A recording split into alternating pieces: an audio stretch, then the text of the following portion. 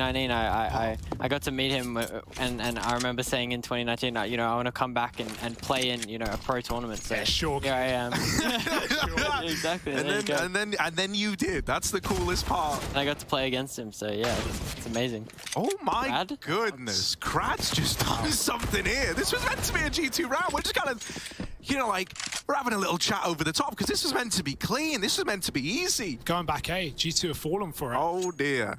Hunter's double has lulled them back in, but Entropiq are taking their time. They've got a lot to clear. That's going to give time for G2 to realize what's going on. They've already started to shuffle back.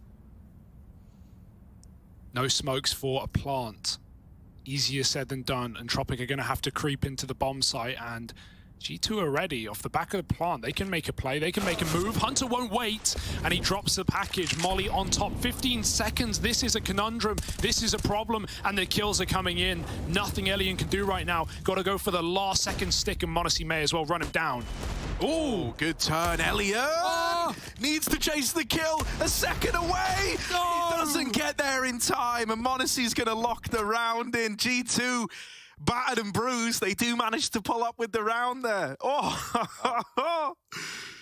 He found himself in CT spawn somehow, behind two of them. What's happened there?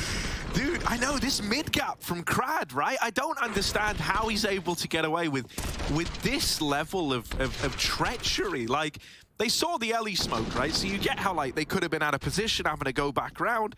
But I did not expect Krad to manage that. And actually, what do you make of the force spy call here? Back into it again for Entropiq, James. Oh, I think it's good. I think it's definitely something that Entropiq do. I think they have some really good aimers, and they have really strong rifles, especially on the AKs. Obviously, Elian with the Deagle is absolutely nuts with that. So I think it's really strong. Lackey getting the kill on Jax, that opens up the B side. Alexi B rotating him, MP9. Ooh, dancing. Lackey's trapped right now. Alexi's going to get mollied on his retreat. He can't escape, but the help comes in over the top. Hunter assists, and Krad now in a clutch. Hunter's going to be forced out again, but Alexi has not given up this site, not given up a plant. And Krad, he's got to make up his mind. Does he want to stay or go? Minute on the clock. Everyone here waiting for a wiggle. Not enough shown for the kill. And G2, as soon as he makes a step into the open, they're going to swing him. They're all going to get on his back. Constant pressure. Krad, he doesn't want to commit, but he's going to have to. I love how they're just not facing. Oh! What have you done? Why would I say it? They tried to double swing him together. Uh-oh. That was meant to be a G2 win right there. That was meant to be the kill that set them up to win the... you know, to go on this tear and get a bunch of conversions. Instead, Krad's now got a tremendous chance. 20 seconds. Time is once again a problem creeping in. Hunter just not giving him the fight right now. Gonna try and force a plant. Krad commits. Hunter doesn't buy into it. Hunter second guesses, and it's with that second swing that he finds success. But man, did that get close. That looked like a classic, you know, 3, 2, 1 swing going together, and somehow Krad was able to transfer them both. Was EUCS everything you expected, James? Was it as difficult, or was it maybe easier in some ways? What were your main takeaways? I imagine this is your first time playing in the region. Yeah, this is the first time coming over here. I think compared to Australia, just everything's better, obviously. Everything's more advanced. People are stronger aim-wise, game sense-wise, everything. So I think it's really cool because you see the Tier 4, even the upcoming teams in Europe, and they're just amazing. Like, they're such good players. They're super sharp. They know what's happening. They've obviously watched their demos. Everyone works so hard over here. So yeah, it's inspiring. It's awesome. It's the peak of CS. Yeah, I guess some of that is you've picked up some of that as well. You guys have been boot camping in Sheffield. We've been talking about over your other games. What's prac been like? What's the grind been like? Not many teams. Not enjoy it, but it's so difficult, like you said, to rise through the ranks, to be playing these online cups, to be scrimming all these, you know, crazy teams right now. What was that experience? No, it was definitely a step up. We weren't used to it, and coming into it, we had no expectations. Obviously, we've never played here before, and yeah, it's an amazing region, and everyone's crazy. So you can never count any teams out. They're just everyone is amazing players. Yeah. You talk about not counting anyone out. ever. I'm not counting Krad out of this, you know, like because we saw how close he was able to get the last clutch. The biggest problem he's going to have, the bomb, I don't even know where it is. I'm trying to figure it out. Look, I think it's bottom ramp, right?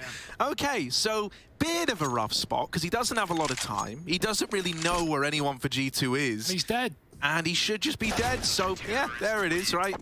We didn't count him out. We gave him the, the due diligence, but G2 get the round.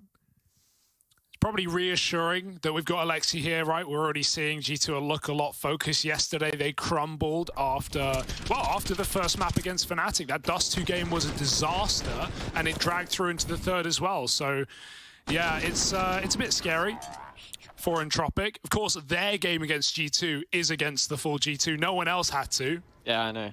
You guys got the easy. We got the easy, and we still got smashed. Yeah, well, you know.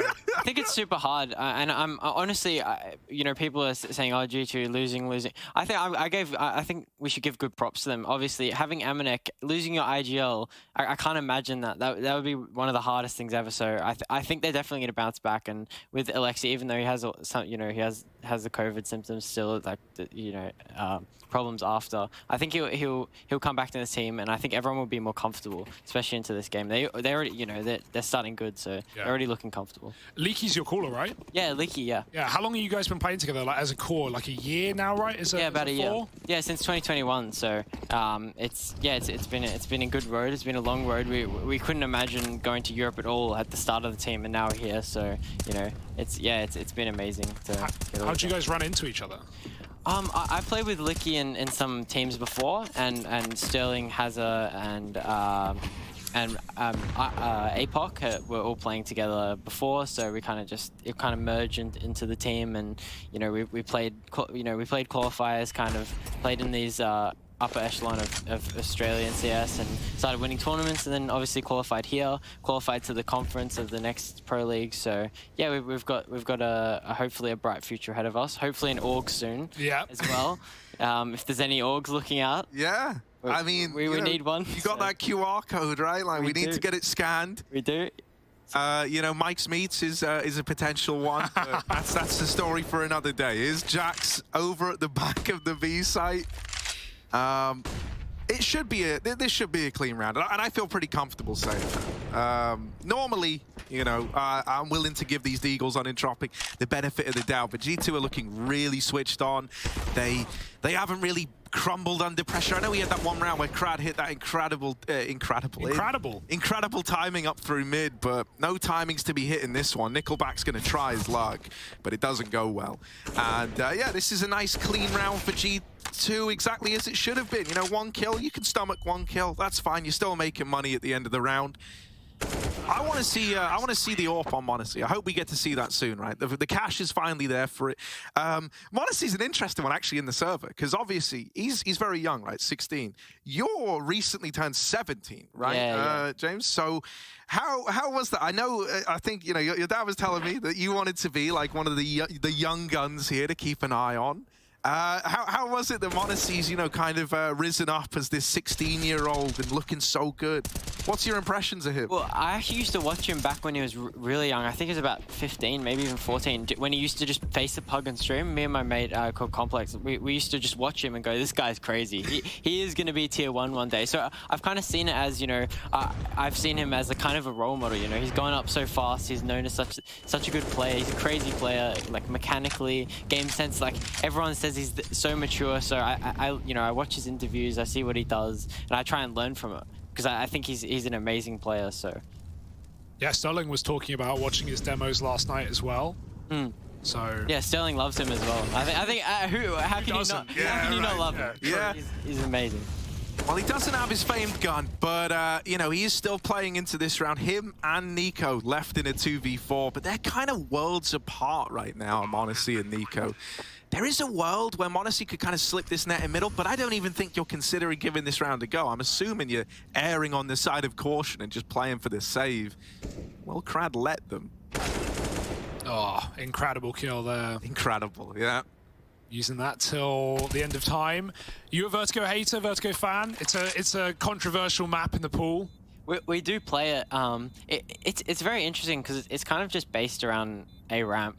fully, because kind of the map kind of started as A ramp duel, and the meta kind of changed to now there's some more mid aggression coming in, you know, throwing flashes for teammates, maybe more numbers towards B, progging up, kind of that thing. So it's interesting how it's changed, but it is still very focused on A ramp. You die at A ramp, then they resmoke it, and there's 30 seconds left. So it's a very interesting map, but I'm not a hater. I'll play it. I think it has a place in the game. That's a good question, actually. Map tier list, top to bottom. Oh, yeah. I can't even think of all the maps. No, that's the pressure. It's like when you ask someone to name a roster, they'll give you 4, they won't give you 5. It's always the hardest. I've got the maps in front of you. Okay. I think probably the top 1 map, I reckon, in the game is Nuke. I think that's... Yeah, we're talking to the right person. And I think Overpass would be second. I can respect it. I actually love this list so much. Keep going. I think the Overpass just has so much complexion to it, and I think actually G2 should play Overpass. I don't know why they don't.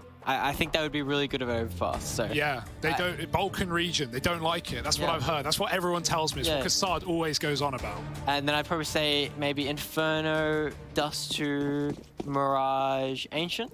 Yeah, we go like Ancient at the bottom. Ancient down at the bottom. Yeah, pros don't like it, man. I think Ancient needs a bit of work. I think it needs a few touch-ups. Any suggestions off the top of your head? Hard to put you on the spot there, but no, I think around mid. I think A is really cool, and the way that Donut works, I think it's just the entrances towards mid is kind of limited, and the CTs can block the Ts from getting anything, and the Ts have to use like 3 smokes to get mid control, and then they have 2 smokes left. Then where are they going to go for it? Like you can only smoke like temple or smoke like long at B. So it's pretty limiting sometimes, especially on the T side, and that's why it's the most T-sided map in the game. You know. While you were talking there, I don't even know what Modesty just wallbanged through the top of the box at ramp. All right, lad. That's kind of keen. Like, there is an AWP in this round, but it's gone to Alexi. And Monasty's like, screw it, mate. I'll do it with the baby one. I reckon Modesty is the best scout player in the world. Ooh. Over Searson. I would say, because I'm just watching it. He aims it. It looks like he's aiming at the body. He just headshots. He's crazy at that gun. Well, he's already started to prove it. Now 40 seconds, they barely got ramp. The flash swing late is perfect for Nico, and Lackey's gonna have to trade. Modesty getting run down. Yeah, Scout won't stop that. Lackey attacking this site. There's still a short player to deal with. There's still 2, in fact, and are they lulled into a false sense of security? 1 more man for Lackey to deal with. The AWP is swinging out CT. Hunter's dropped the bomb. 18 seconds. Crab with a spray converts it, and Hunter, they know exactly where he is. He's trying to make a wraparound. They're going to plant safe, covered by the boxes. Hunter runs in, but they're on the boost, and Hunter's looking for 1v1s. He can't win the game, or win the fight, rather. Win the game. Well, not yet, at least. We're too early in the day. No, it's nice to see Entropiq, you know, starting to find their footing now. I was a little bit worried, like, you know, we were joking about it, saying how, you know, everyone else got a kind of easier G2, a more tame G2, and I was worried that they were just going to show up and batter Entropiq, which, you know, would put a bit of a dampener on things. Nice to see them finding some success here.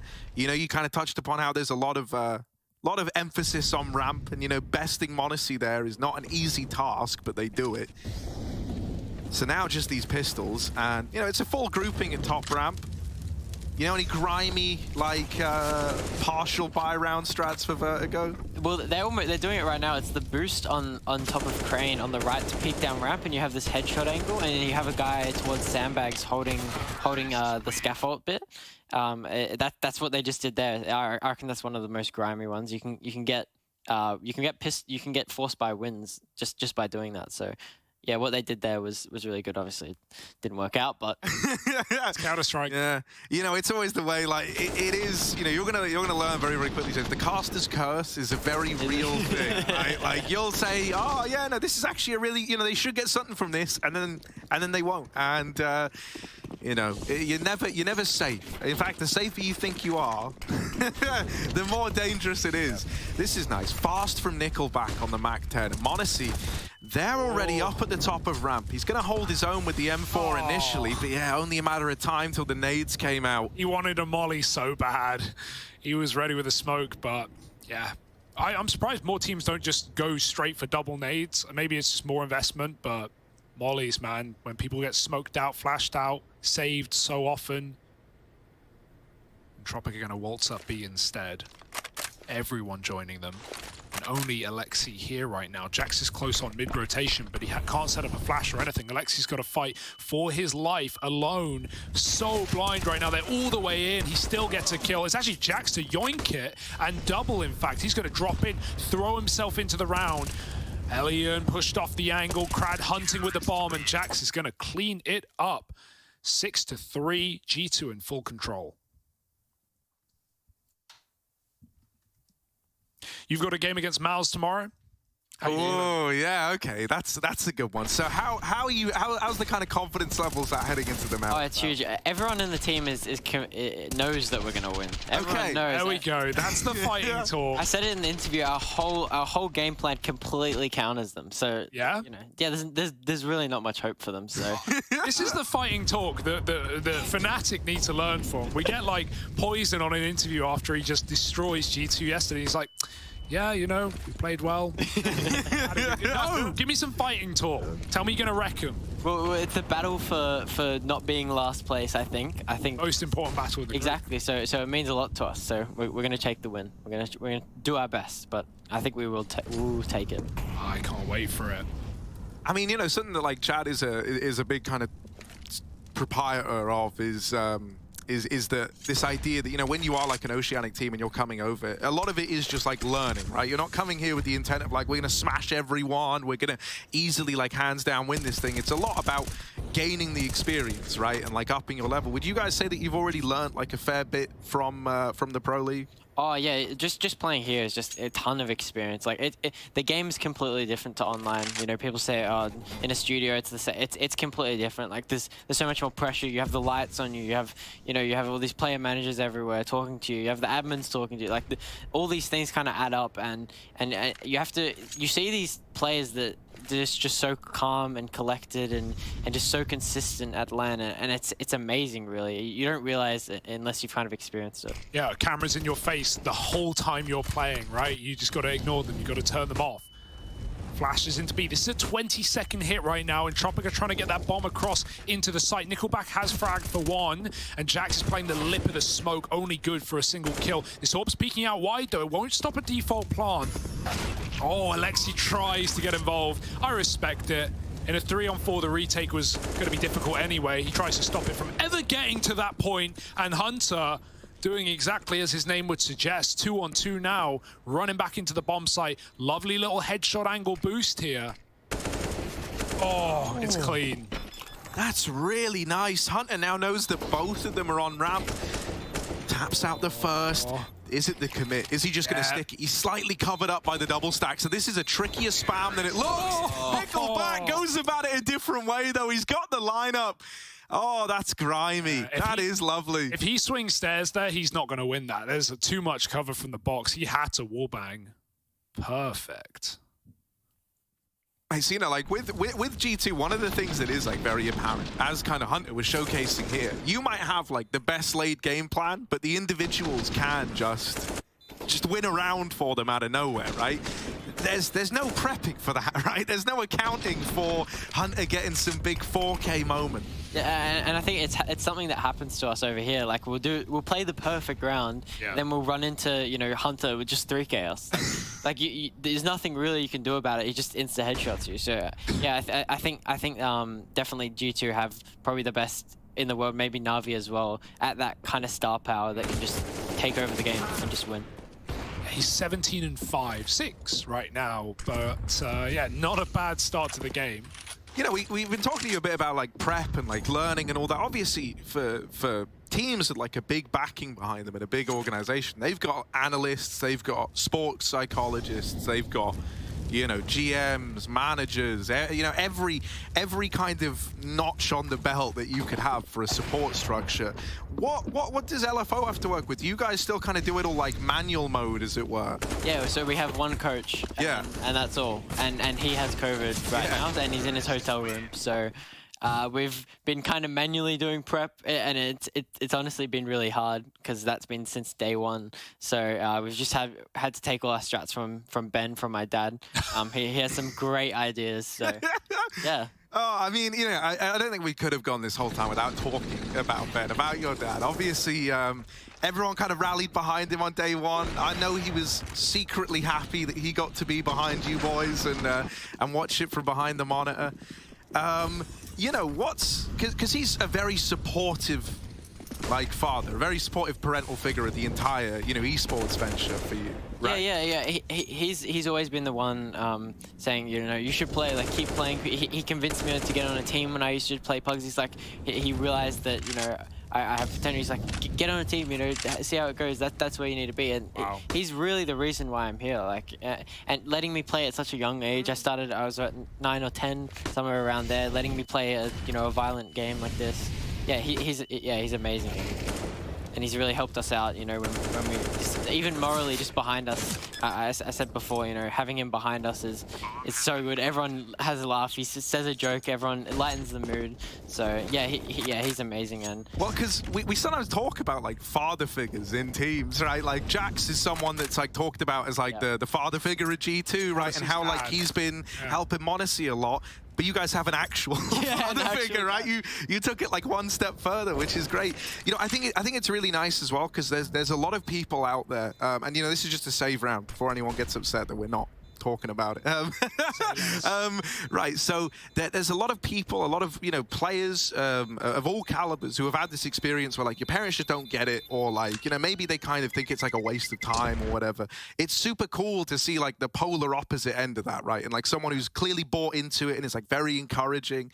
I think for a lot of people, you know, like it kind of shows them that, especially like for maybe parents who like aren't in the know, that actually this is something worth getting behind, right? Yeah. I think with my dad, you know, the interview obviously blowing up, lots of people were relating, because I know basically most people in gaming have been told at some point, you know, it's stupid, you shouldn't do it, it's a waste of time, that kind of thing. And then I think a lot of people's parents aren't supportive, and seeing a supportive dad is like, wow, you know, this is how it should be. Yeah. Right. So yeah, I hope. I think parents are more understanding, and I think gaming's becoming a lot more sort of mainstream culture. Everyone's kind of understands it now. I know I've talked to random people just on the street, you know, about gaming. They'll know what it is. They'll know what CSGO is. So yeah, I think it's really good how it's adapting, becoming more of the norm. Yeah, it's usually the kid trying to justify it to their parents, but he was saying yesterday how he was trying to explain it to his friends. Like, no, this is a thing. This is a thing. Trust me. My son's really good at this. Yeah. It's kind of a unique angle. Yeah, exactly. Oh my god, the round's over. I've just wiped them. Dude, I keep because every single time I see you two like turning it back to the game, the round just ends like instantly. It's like, oh well, there it is. 3 kills in a second. This is nice for Entropiq though, right? They've been building up momentum back into this in a very, very big way. It might have been like this lights out start, but you're starting to feel it turn the other way now with Entropiq taking the lead.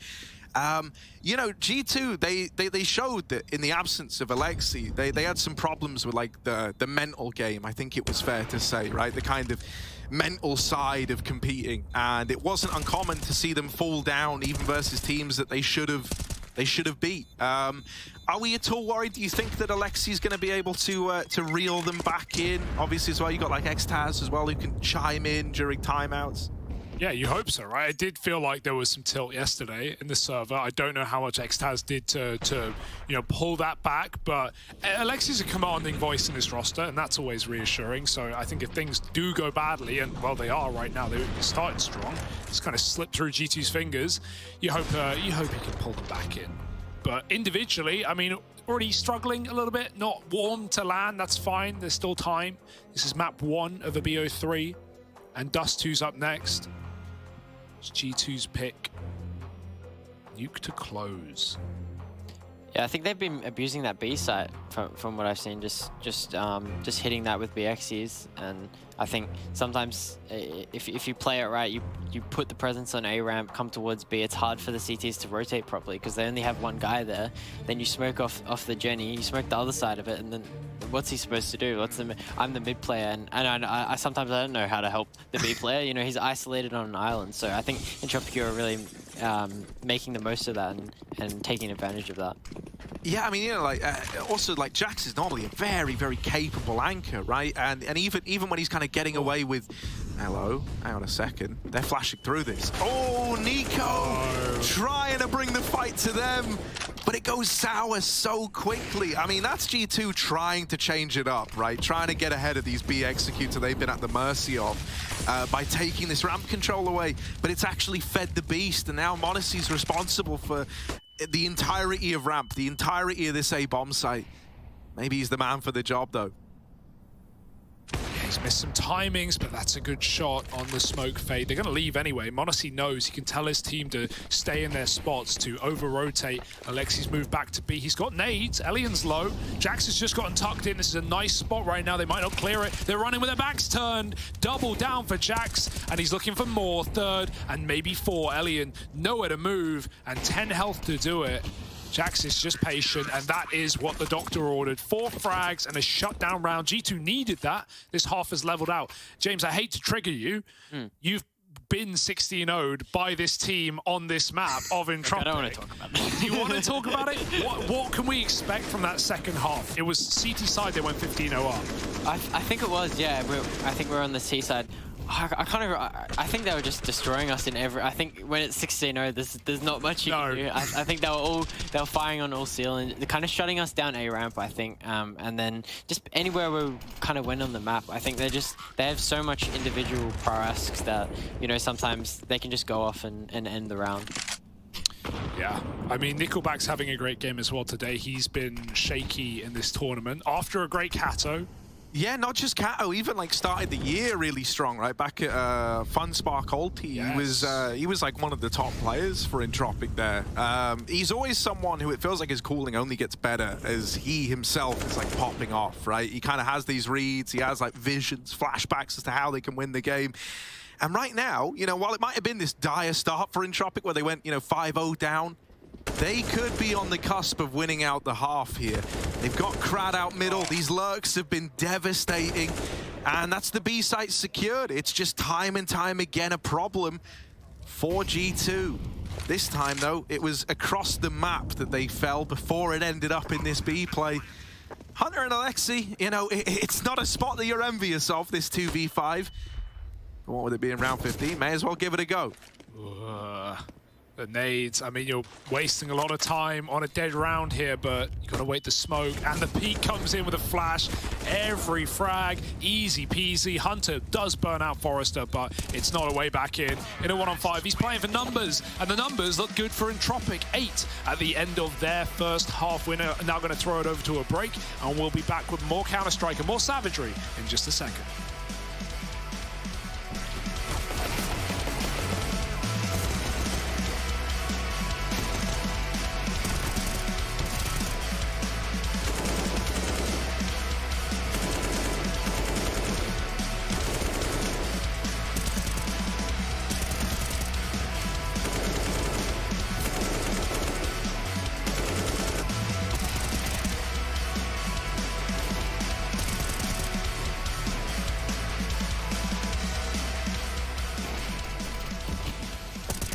One CT. One CT. Last in the smoke. I have left. Nice! Nice! My man, allez, bro. Brachao. That's for you.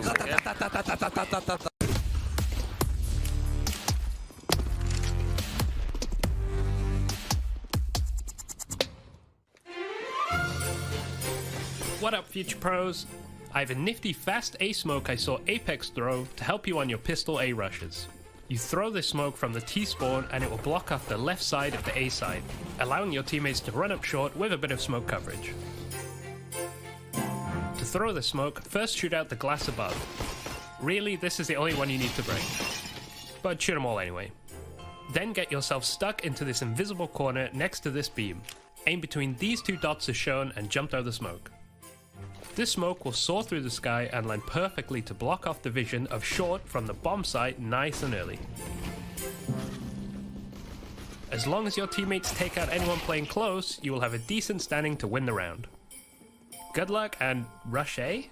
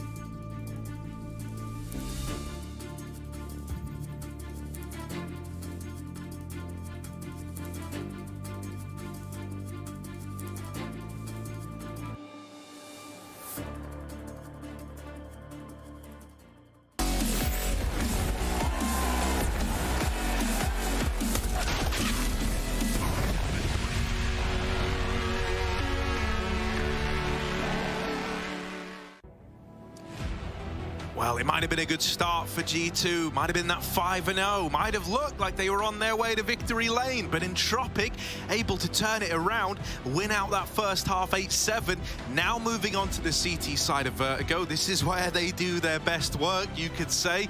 G2 gonna have their work cut out for them. Alexi back in the squad, but currently sat down bottom of the board. He's gonna have to worry about a hell of a lot here moving into this second half of play. Yes, indeed, Harry. We're right into a pistol, no dilly-dally. Double molly. What do we got cooking here for G2? It's looking like some sort of B execute with a bit of presence with Nico, walking with the PD50. Might rotate if he gets a kill, falls back, boosting up. Looks like they'll just hit B with mollies and molly out all the sneaky positions. Oh, the downside to the mollies is that they're going to get caught lining them up. First man falls, Jax on the receiving end. The mollies do go in to try and cut off some of these sight lines, but Lackey's just maneuvered through them all, man. Double molly, not a problem, because Lackey's cutting them down. And it's just Alexi left, 1v4. Welcome back to land, buddy.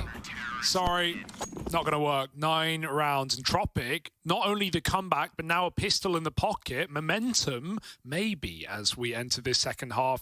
CT side is where it gets scary, huh, Savage? Yeah, it is. Entropiq's CT side is incredible. I think that the way they play on CT is very strong. So it's going to be hard for G2 to come back here, especially with Alexi B, you know, not feeling it. Maybe he's a bit down. Maybe he's not calling IGLing as much. Maybe he's feeling a bit down. So we'll see if he can bring it back. See if G2 can maybe even they're full eco, but hopefully they can come back and bring the scoreline back in such a CT sided map. Gonna have to wait for the gunny. Just a deagle in this round. It will be a sad show unless Nico can do something horrendous. Yeah, the Nico deagle does just hit different though. Like, it's always scary. Like, you'll see players so terrified of this one gun in this guy's hands. So, you know, not that I think that's gonna win them the round, but he's got a potential to open something up, maybe like a route to a plant. That would be a huge victory for G2. Good luck getting a Yeah, plant. I think it's gonna. You're coping, Harry. I'm really coping. You're It's coping. wishful thinking. I just want G2 to show us some of that vintage G2-ness. They're just getting re-smoked right now. They're not getting up ramp anytime soon. Patience for Entropiq to not overface here. They know the angles this boost can afford, and they're playing the sandbags. Trying to force a shot. Nico hits these. Don't do it. But he doesn't see a thing. Alexi's walked up, he's got the bomb. That will confirm what the plan is for Entropiq, and they're going to swing in, mop up some kills. Nice little ecos, and 10 rounds taken. First gun, T side. What would Leaky call? I think this is a really important round. Obviously, if you lose this is a bit rough. You only have really deagles, no armor next round. You won't have much. So I don't know what you call against it. I think from their util, I think you smoke ramp. You do your normal default. I think definitely taking ramp control early, pushing them off. Don't give them any confidence. Don't let them have that aggressive kind of nature coming into the next few rounds. So I think that's what they're doing here. Nico running through, walking up scaff, clearing it out. They're not fighting ramp here though. Oh yeah, but it's coming eventually. There's that flash molly combo. Molly. When they hear it tick, they know they've got Nico right where they want him. And so that was a wonderful little like wombo combo from Entropiq. Man, G2, they tried to do this dance for the ramp control that you described, James, but now they've been left a man down from it. Little awkward as far as the results go. Not what you were hoping for on the G2 side. Yeah, just throwing that ramp kind of retake in, throwing the molly just near the sandbag bit. I think it's really strong, and Entropiq love to do that. So it's really hard to kind of verse that, and you need protocols to kind of beat that, because flashes will come from here, mollies will come from here. So yeah, that's rough for Nico, and yeah, it's gonna be hard for them now. How the hell do you dig yourself out here? 3 smokes, a few flashes. Krad's ready, molly in hand. He's just going to drop it on the first sign of contact. So the longer G2 wait to make this peak happen, the less time they have for the plant. 30 now. The molly's out, but look at these spots. Everyone's on top of boxes. Everyone's looking for kills, and then to just disappear behind cover. Oh, the flash. Hellion turns with no problem. 20 seconds. They've got to go. The wall isn't down yet. Finally, it gets lobbed in. Nickelback looking to do damage. Jax has found a pick elsewhere, but it's not going to matter. They're running in. They need the plant. There's the lurk out mid for Jax to double up, and they take cover in short. A bit of respite despite the time. 5 seconds. Stick coming in. Jax is winning the round on his own, but Crad, the surprise, the fly in the ointment comes in from the side, and Forrester closes. It was a nice try. The mid lurk was all G2 had, but Entropiq win the retake. Yeah, I love that decision to double up on short, right? They never actually knew about that second man, right? They spotted someone running back there, but they thought it was just like a solo short hold, and so Jax gets really surprised when that late swing comes in from short. To him, it feels like it's way too fast, right? And maybe that's one that you piece together after the round. You go, there's no way you could have flanked ramp that quickly. Must have been doubled up on the short side from the get-go. Yeah, I think the penny dropped really quick, like, especially, you know, it's the kill feed effect. You're not always reading it, but then you realize, wait, Crad's already double killed short, and we just fragged Nickelback, like, wait, where is he? And then he swings, but it's already too little too late. A nice game out of Entropiq right now, and just a broken buy. May as well disrespect the smoke. These rounds can get kind of weird though, right? Because suddenly, like you say, you are disrespecting smokes, and so that level of respect, usual timings, they kind of go out the window here. They're already up and past it, and nade from Jax has found them an opener.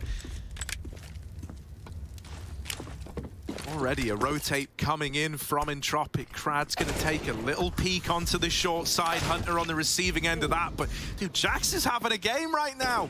The man who almost made last round happen is trying to do it again. This time 2 to the good, helped out by Monacy. As these AKs rise into the occasion, it's Nico and his trusty Deagle up against Forrester.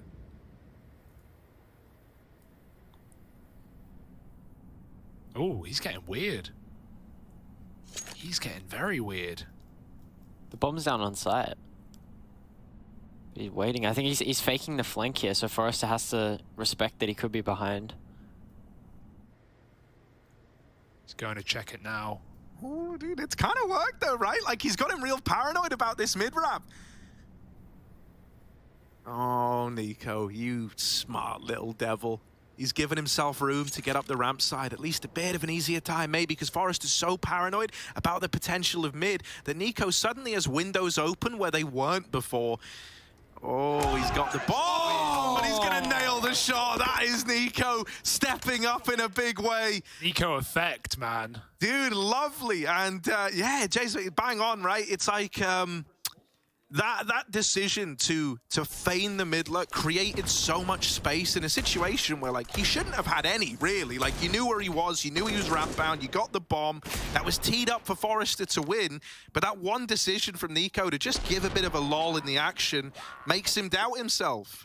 Oh, sorry, go ahead. It kind of freezing like that in kind of any aspect, especially on T side, kind of it kills the information that the team might have before. So Entropiq obviously know his ramp, and then as soon as he goes silent, it just completely changes the game. So freezing is something, you know, teams will call. So then, you know, the information that was, you know, present 20 seconds ago is now irrelevant because the players could be here, they could have rotated B. So that was really smart for him, and as a whole, as a team, it's really important to do that, to mess with the other team's information and what they have.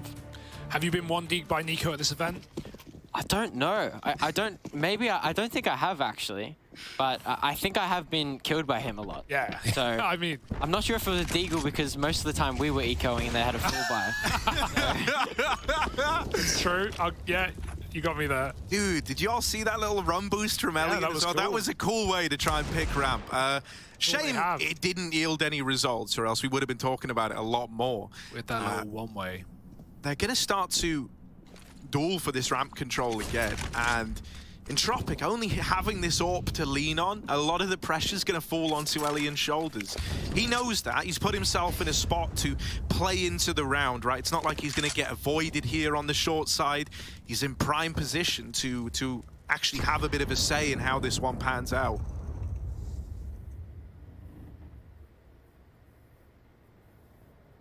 My big worry is what's going to happen if his Deagle teammates in the site end up getting bested. Then he's in real hot water.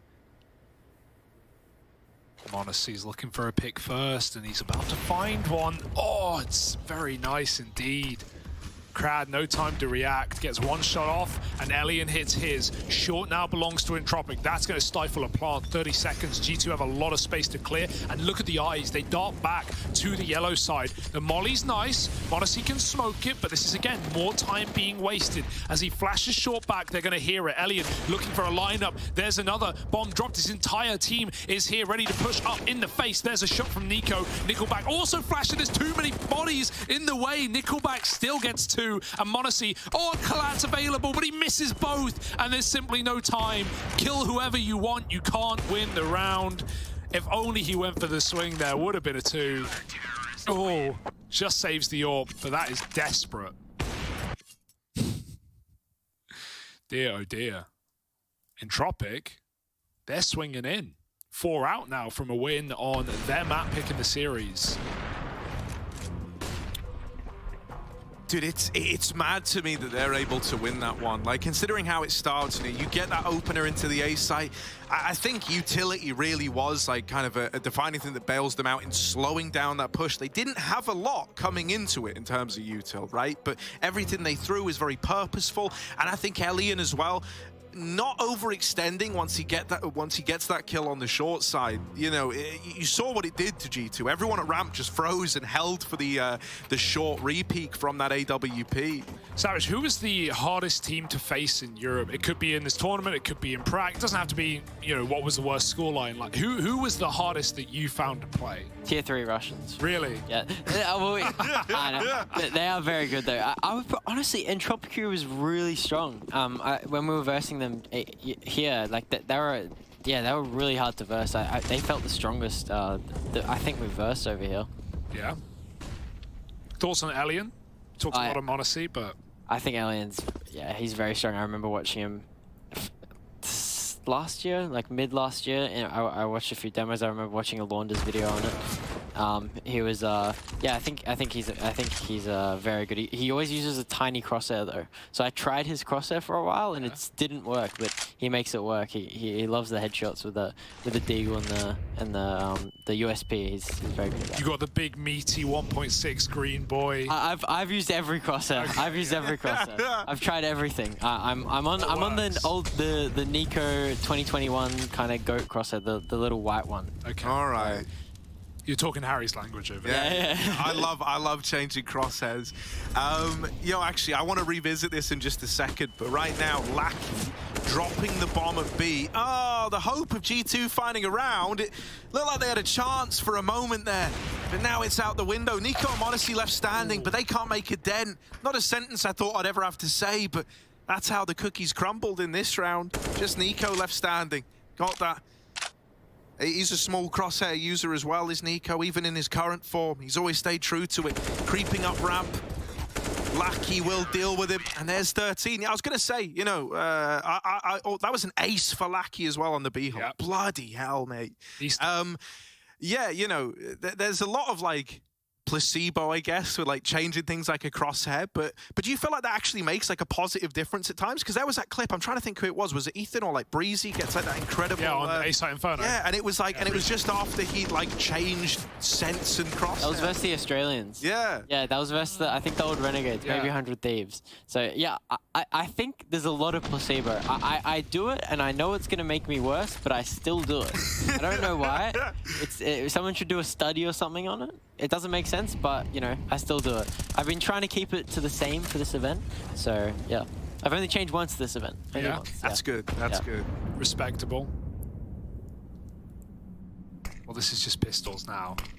Should be easy for Entropiq. m0NESY tries to block the smoke, but Entropiq have the lineups, and they're about to have ramp. If Krad had a flash, Nickelback would be in their face. Maybe just go with a nade. Screw it. He's so tempted. But no hurry here. Looking through that little gap in yellow. Just a bit of information.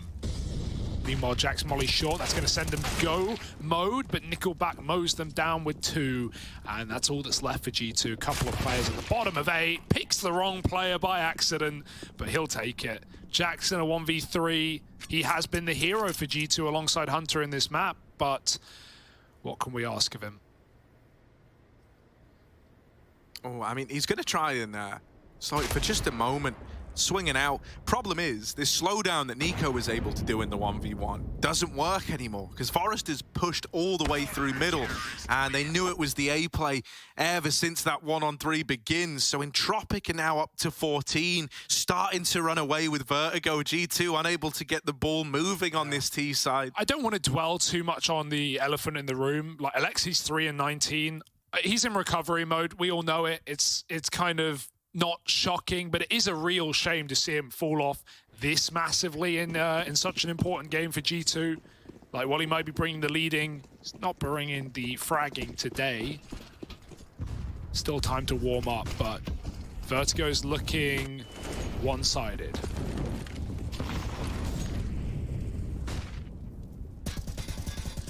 Respect to the guy for even getting out here in time. Dude, so Hunter's trying something a little different, right? Hoping that he can crack open B. At the very, very least, a pick here could apply some pressure to Entropiq, a type of pressure they haven't felt really on this CT side yet. But it's a really nice, grimy setup over at the top of B ramp. Sounds like Entropiq. That kill was always going to get traded, no matter what you did to get it. And now the B exec, it's pretty telegraphed here. The mid component's cut down. That was your real chance to get in. You were hoping that Jax or Nico could have found you that space in towards B. With it not coming through, m0NESY and Alexi left in this one, asking a hell of a lot out of them in the 2-on-3. They do have a 2v2 at the B site right now. Elian's still holding for a late rotate back to ramp. Maybe that gives them a way in. If you want to have a go at the bit of a play-by-play, go on. We'll throw you under the bus. 2v3. m0NESY, Alexi walking up. m0NESY's just clearing these angles. He knows he can take the AWP angles like that. Forrester jiggles. m0NESY can spam this. Spams, misses the shot though. Rotate's coming in. He's scoping, he's still spamming. Alexi gets the kill and m0NESY gets the kill onto the quad guy, Elian. 1v2, that's so rough. They were in such a good position. Flashes, just goes instantly. Gets the first. Second one's just hiding quad. He's pushing him. m0NESY's going 9 seconds. He's here hiding in the smoke. And he no-scopes him. Of course he does. m0NESY with the clutch. Of course he does. Of course he hits that shot. He always hits that shot. You gave him the blessing, Joe. That's it. That's what we need. It's the caster's blessing. It's never happened before. G2 get a 9th. That's a 2-on-3 out of m0NESY and Alexi. And he'd been dead quiet all game in Alexi, but in that moment there where he needed to step up, where he needed to deliver, only gets 1 kill, but it makes a world of difference. What is this? Oh what is that? He didn't even see him. No info. Just, yeah, you know what? I'm going to win this round right now. Hope y'all don't mind. Christ. Okay. Krad. How did Nico not see him? They all turn around. 360. Krad shoots him in the back of the head and escapes. Bye-bye. Hunter's got the B pick. They're going to run wild. They're going to run right into the site. Bomb is coming through mid with a full convoy of Ts, and they're trying to cut down these rotates. Oh, the smoke's going to give it away. Nickelback's close. That smoke is not pretty, but neither's the molly. He's burning alive, and now he's getting shot through it. Alexi just mauls him. 3-on-2, they reset. Don't want to die in middle. Taking the bomb back to the bottom of ladder and giving it a go on A.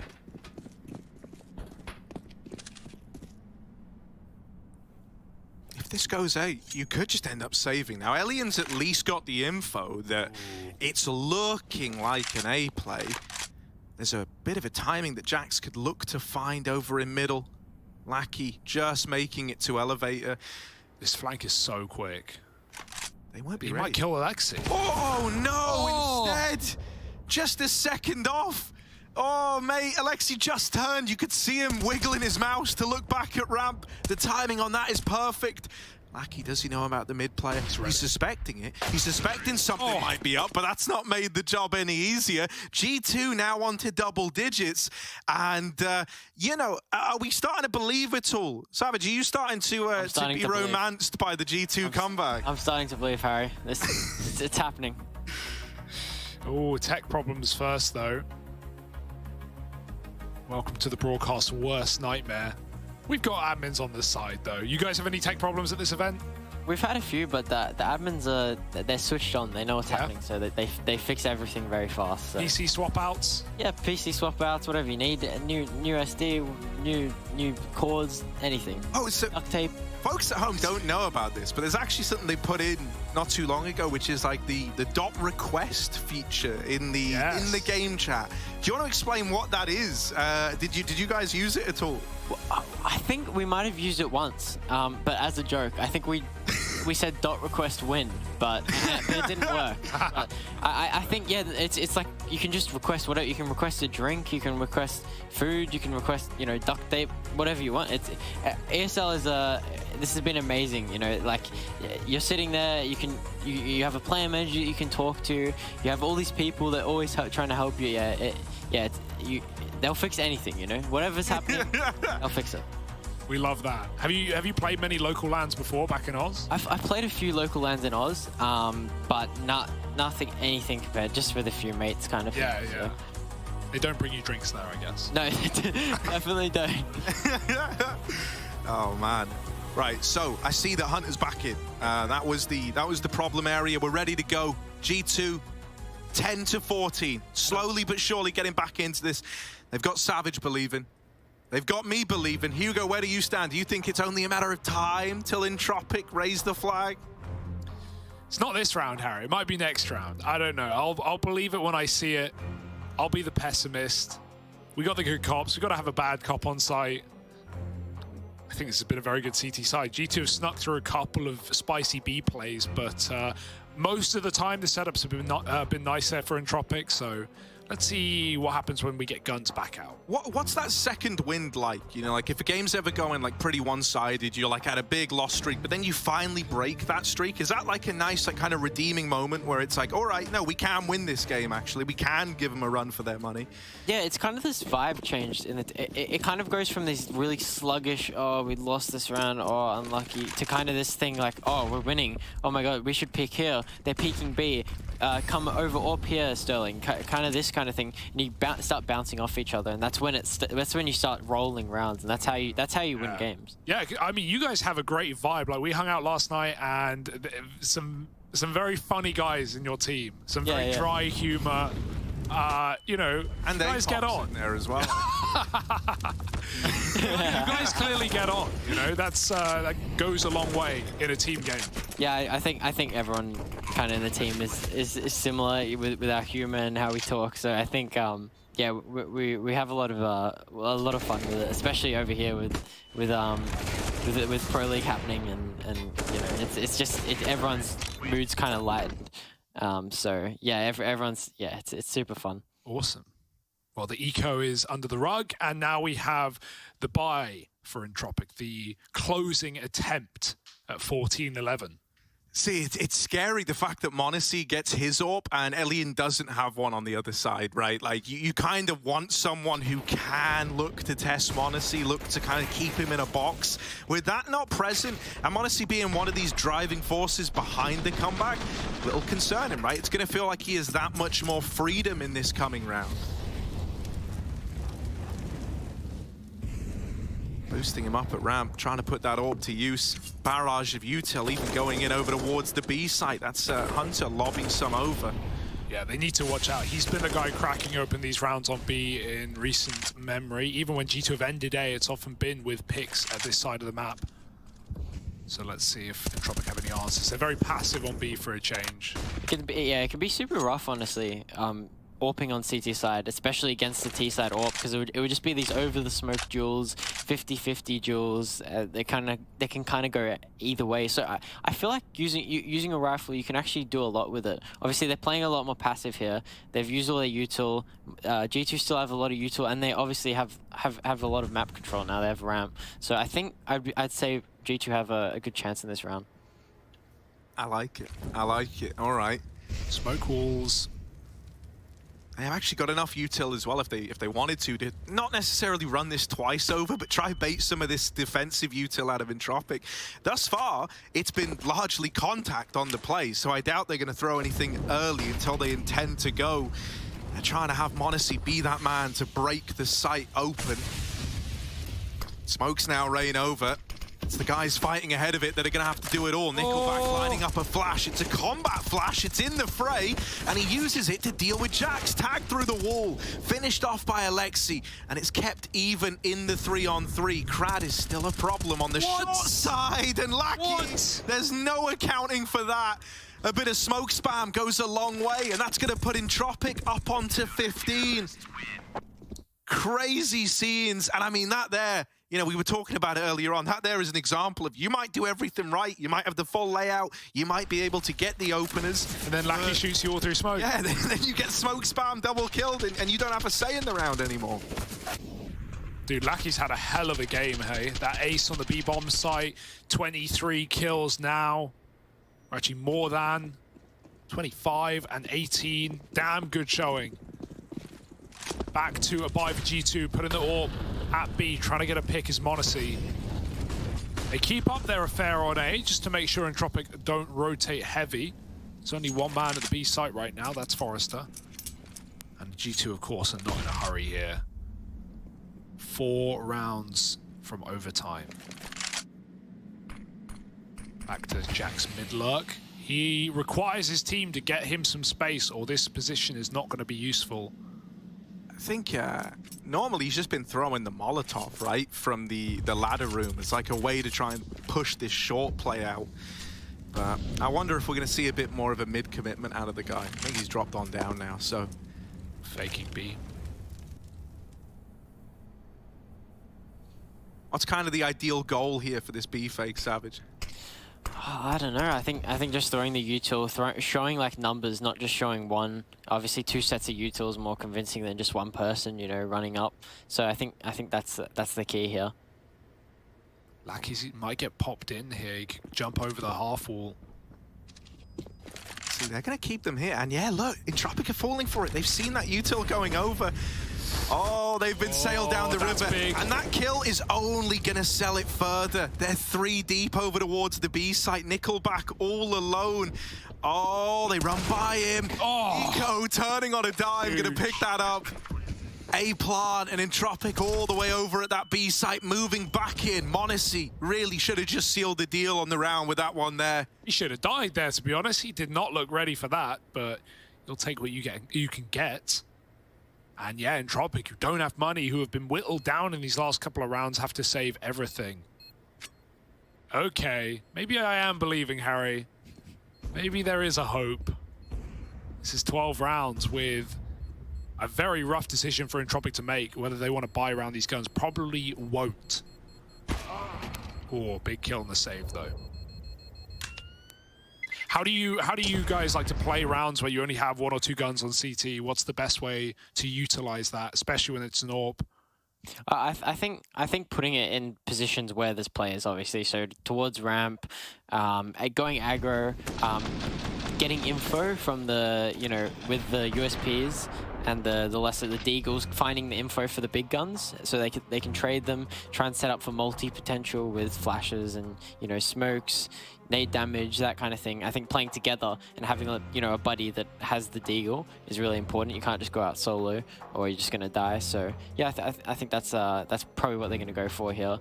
They'll probably up Elian towards A. He sometimes likes to sit mid depending on what their prep is. And I think Forrester will probably help him out, and they'll probably switch around positions depending on what happens.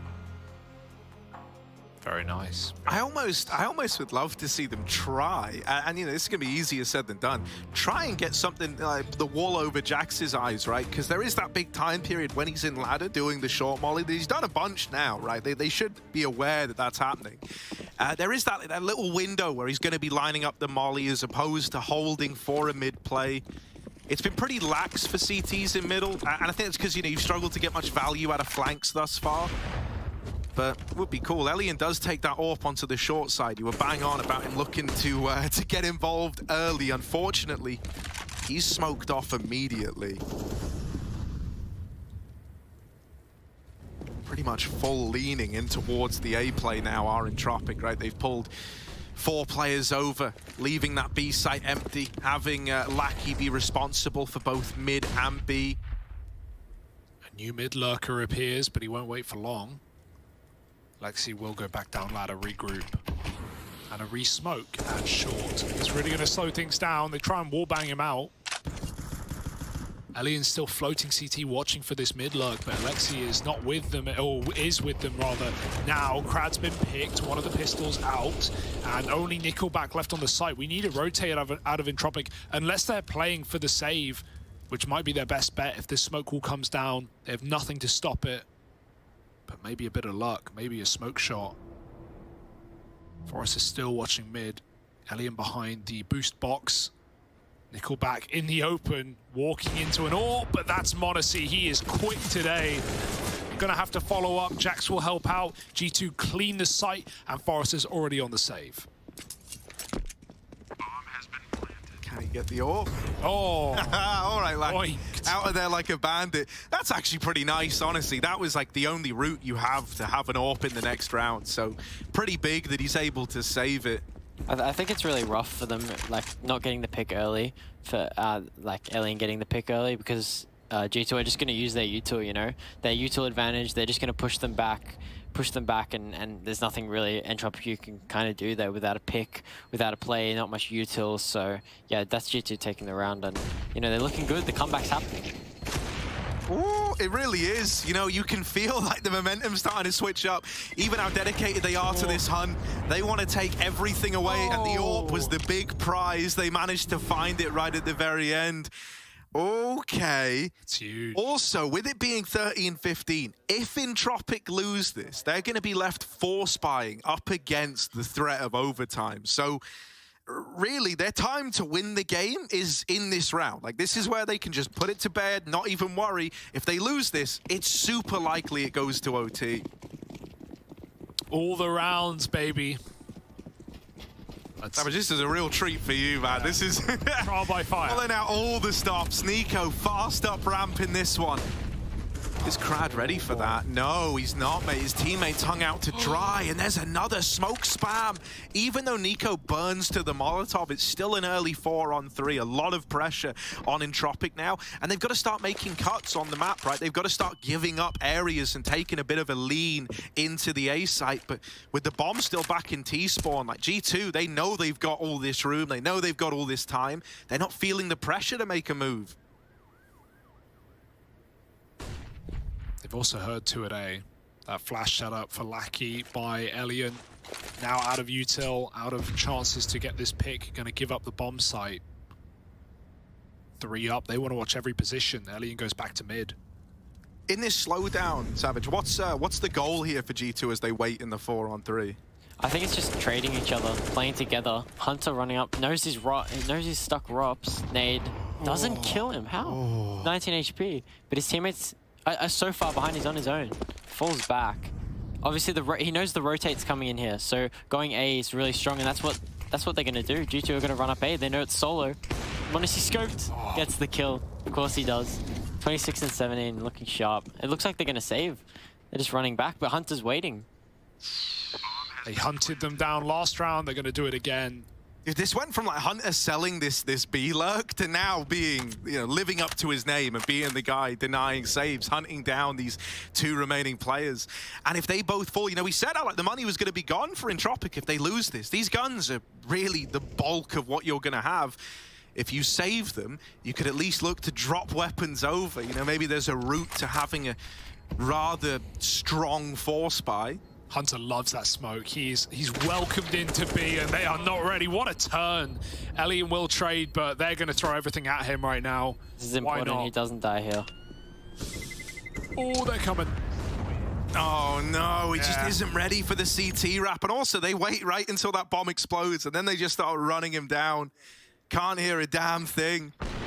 Oh, dude, that's brutal.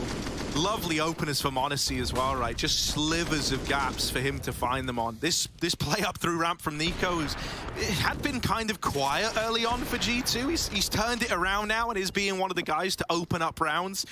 This is all the makings of a G2 comeback. They're right where they want to be. And this buy is garbage. What do you mean? The quad MP9 Deagle buy, it's a famed one for closing out games, isn't it? I mean, they've been good at taking ramp back and being aggressive and picking Nico there, so maybe there's a way, but no, not today, not with m0NESY. Sharp as a knife, gonna get that pick. Crowd is out of the round, and G2 are licking their lips at the prospect of overtime. Alexi's woken up as well. He's tripled his kills in the last few rounds, and so that is huge.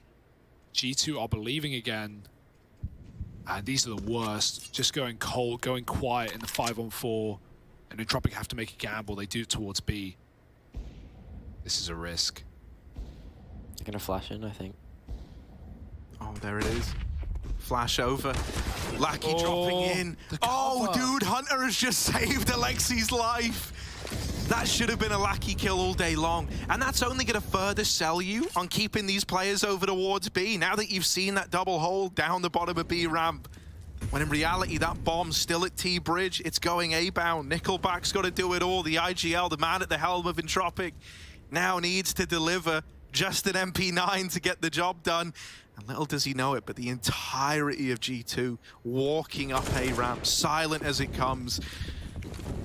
Hunter's dealt with one over at B, but that's just salt in the wound. The reality is this is an A player. Nickelback does not like what he sees. Having to make a decision on the fly. How does he want to do this? How does he want to try and win a round from nowhere? Nade's nice, brings Jax down low. He found another nade, and so he does chain it together for the kill. 2 on 3, and an AK now gained. Yeah, full health taking it. Gonna go for the retake, but there's no kit in this entire round. And Nico taps out Alien. It's the beginning of the end. Screw it. It's the end. Nothing Nickelback can do. Bomb is open, and they are not facing him. He's got a lot to clear. G2, huge comeback, and we're going to bonus play unless Nickelback does something dirty. Not gonna happen. That is it, folks. 15-15. What a game, what a comeback, and it continues. We'll be back with more Counter-Strike action, more G2 Entropiq. They are looking for the comeback, and Savage is still looking for an AUG.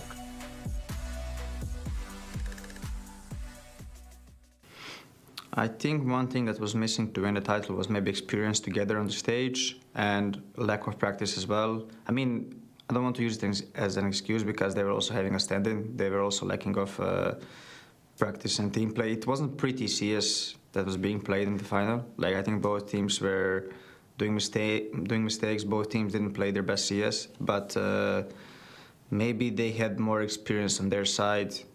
Maybe not, I'm not even sure, but yeah, from just our perspective, I felt like we needed more practice. We could have been more versatile, I would say.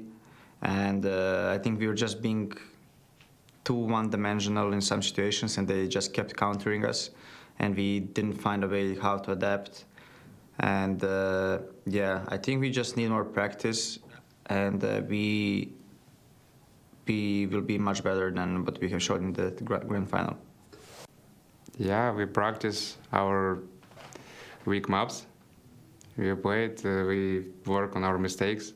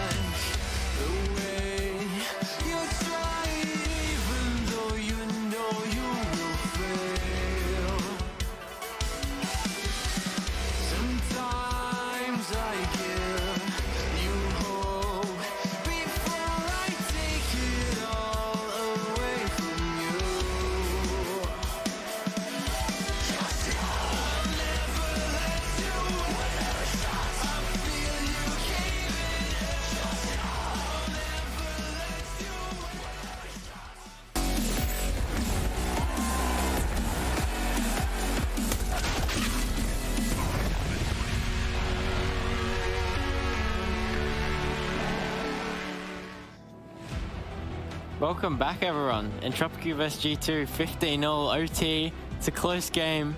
It's looking good. Everyone's looking sharp. Nico's looking sharp. He's coming back into it. Alexi B's tripled his kills. It's going to be a close one. It's already a close one. It started to build into something quite nice, hasn't it? Like, there was certainly a world where Entropiq could have just ran away with this. That's how it was looking. But then we kind of had this turning point for G2 since getting onto this T side, and it's all falling into place. All right, then. In OT, money no longer a problem. We're going to have AWPs out nigh on every round.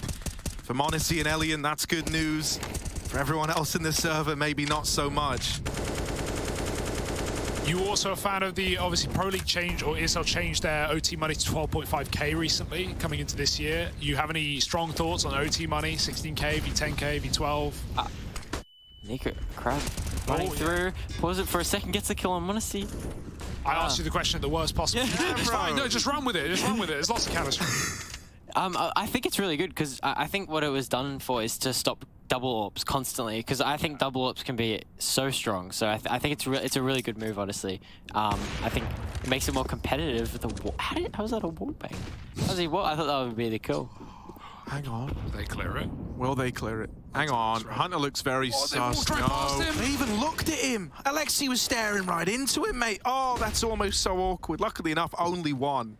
Only one from that. Oh dear, that could have been so much more. Still, Entropiq will take the 4-on-3. Yeah, you got to remember, like, as good as this is for G2 to pull it back, Entropiq are just now happy they've got money. Their last couple of buys were MP9s and getting AWPs hunted at the end of the round. They weren't being able to bring this AWP on Elian. It's now in the hands of Nickelback because of health. But Entropiq are making use of the util. 18 seconds, mate, and they're still mollying short. You need a bomb plant. Everyone is here. 3 CTs on the site. There is no way back in. Someone needs to frag out, and Jackson Hunter are doing exactly that. 7 seconds. Will they plant? They don't need to. Hunter with the cover, and that's how you do it. 16-15, G2 take the first. Crazy, man. Unbelievable. Like, as they're running into the site, there is just enough time to get that bomb planted. Like, that was balancing on a knife's edge. Hunter needed to do this. There was no room for anything less than perfection, and Hunter's going to offer that up in abundance. That's the lead taken for G2 in OT. And I mean, now, you know, if you weren't already worried about that momentum swapping around and G2 looking good, now you certainly are. We've gone from stressed faces for Alexi to smiles out now. That's a spam. That's close. And Nico's on one. Well, come on. Yeah, dead now. One of the nades will do it, and the other will do it m0NESY. So certainly the util winning this start of the round for Entropiq. G2 will have to look elsewhere. That hit for 40 damage. How? Is that a dink through the wall? I don't know. There's a body shot somehow, I think. That's a high damage body shot. He's got big caliber. Now, G2 looking for a pick. The B play didn't work. Jax is out mid. On a little lurky lurk. Crad crouched in. Still got to check his timings. Doesn't want to get walked on.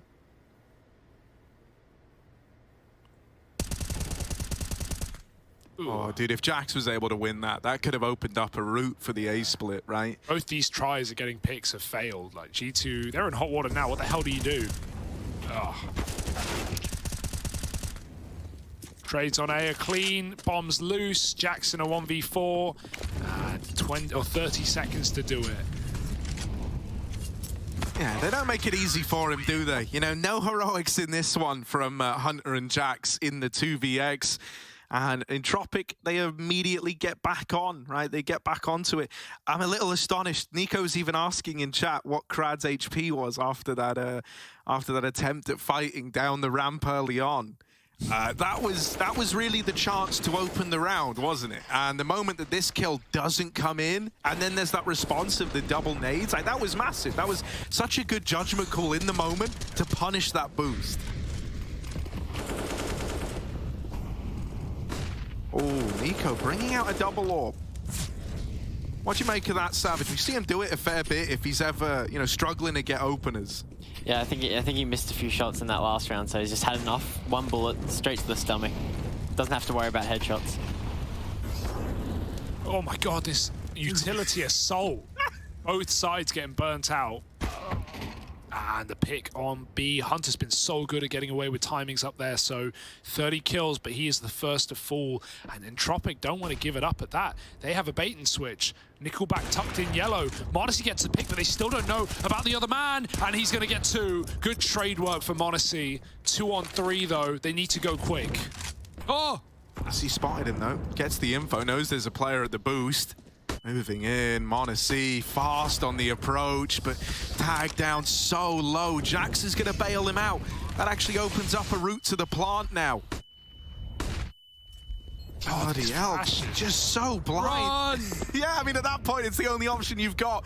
Get out of there, play the post plant. It's good that m0NESY's still alive. The numbers alone make this scary for Entropiq, even with m0NESY tagged up so low. Flash over, take a little peek. Don't get anything from it. Smoke on the bomb. Elliot nails that shot. Low health m0NESY's been deleted. Just Jackson. They've heard him drop at ramp now. He was ready for the AWP, but they are on the bomb. They are sticking it, and Jax doesn't believe it. That's 17 for Entropiq. They managed 2 over on their CT side. G2, they've come back once already, but now they've got to do it again. I can imagine this is going to take a bit of a toll on you, right? It can feel pretty exhausting to have to dig this deep and come back twice in a row, essentially.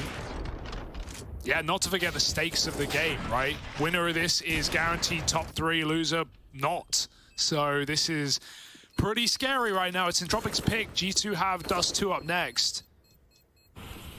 But man, it looked like G2 had pieced together a comeback, and now it might fall apart at the end.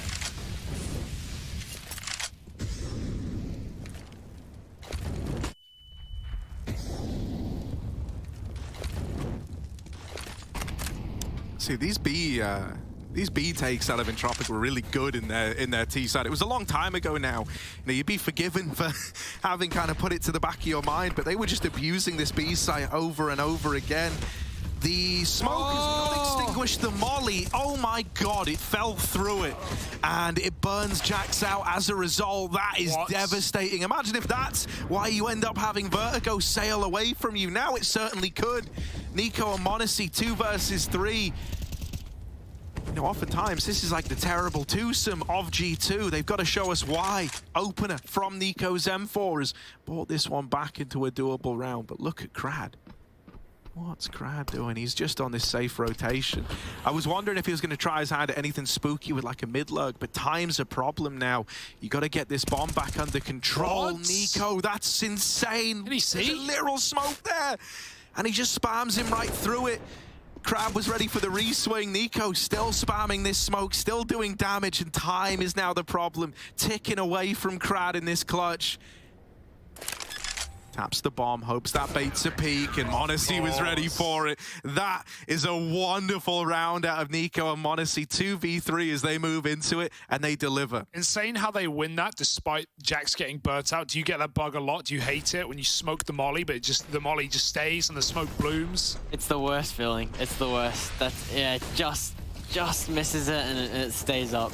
It's the worst. I'm sure. I know Jax is a happy man, so I'm sure he'll stay positive. But that can really that can mess with your mental, especially in a close game like this. Yeah, 17-all. Anyone's game. Still up for the taking. The 50-50 fight. But NiKo shouldn't go for this.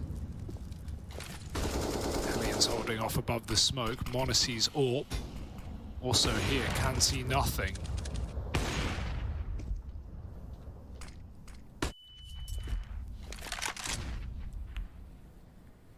Oh, NiKo, he was doing it a lot in reg.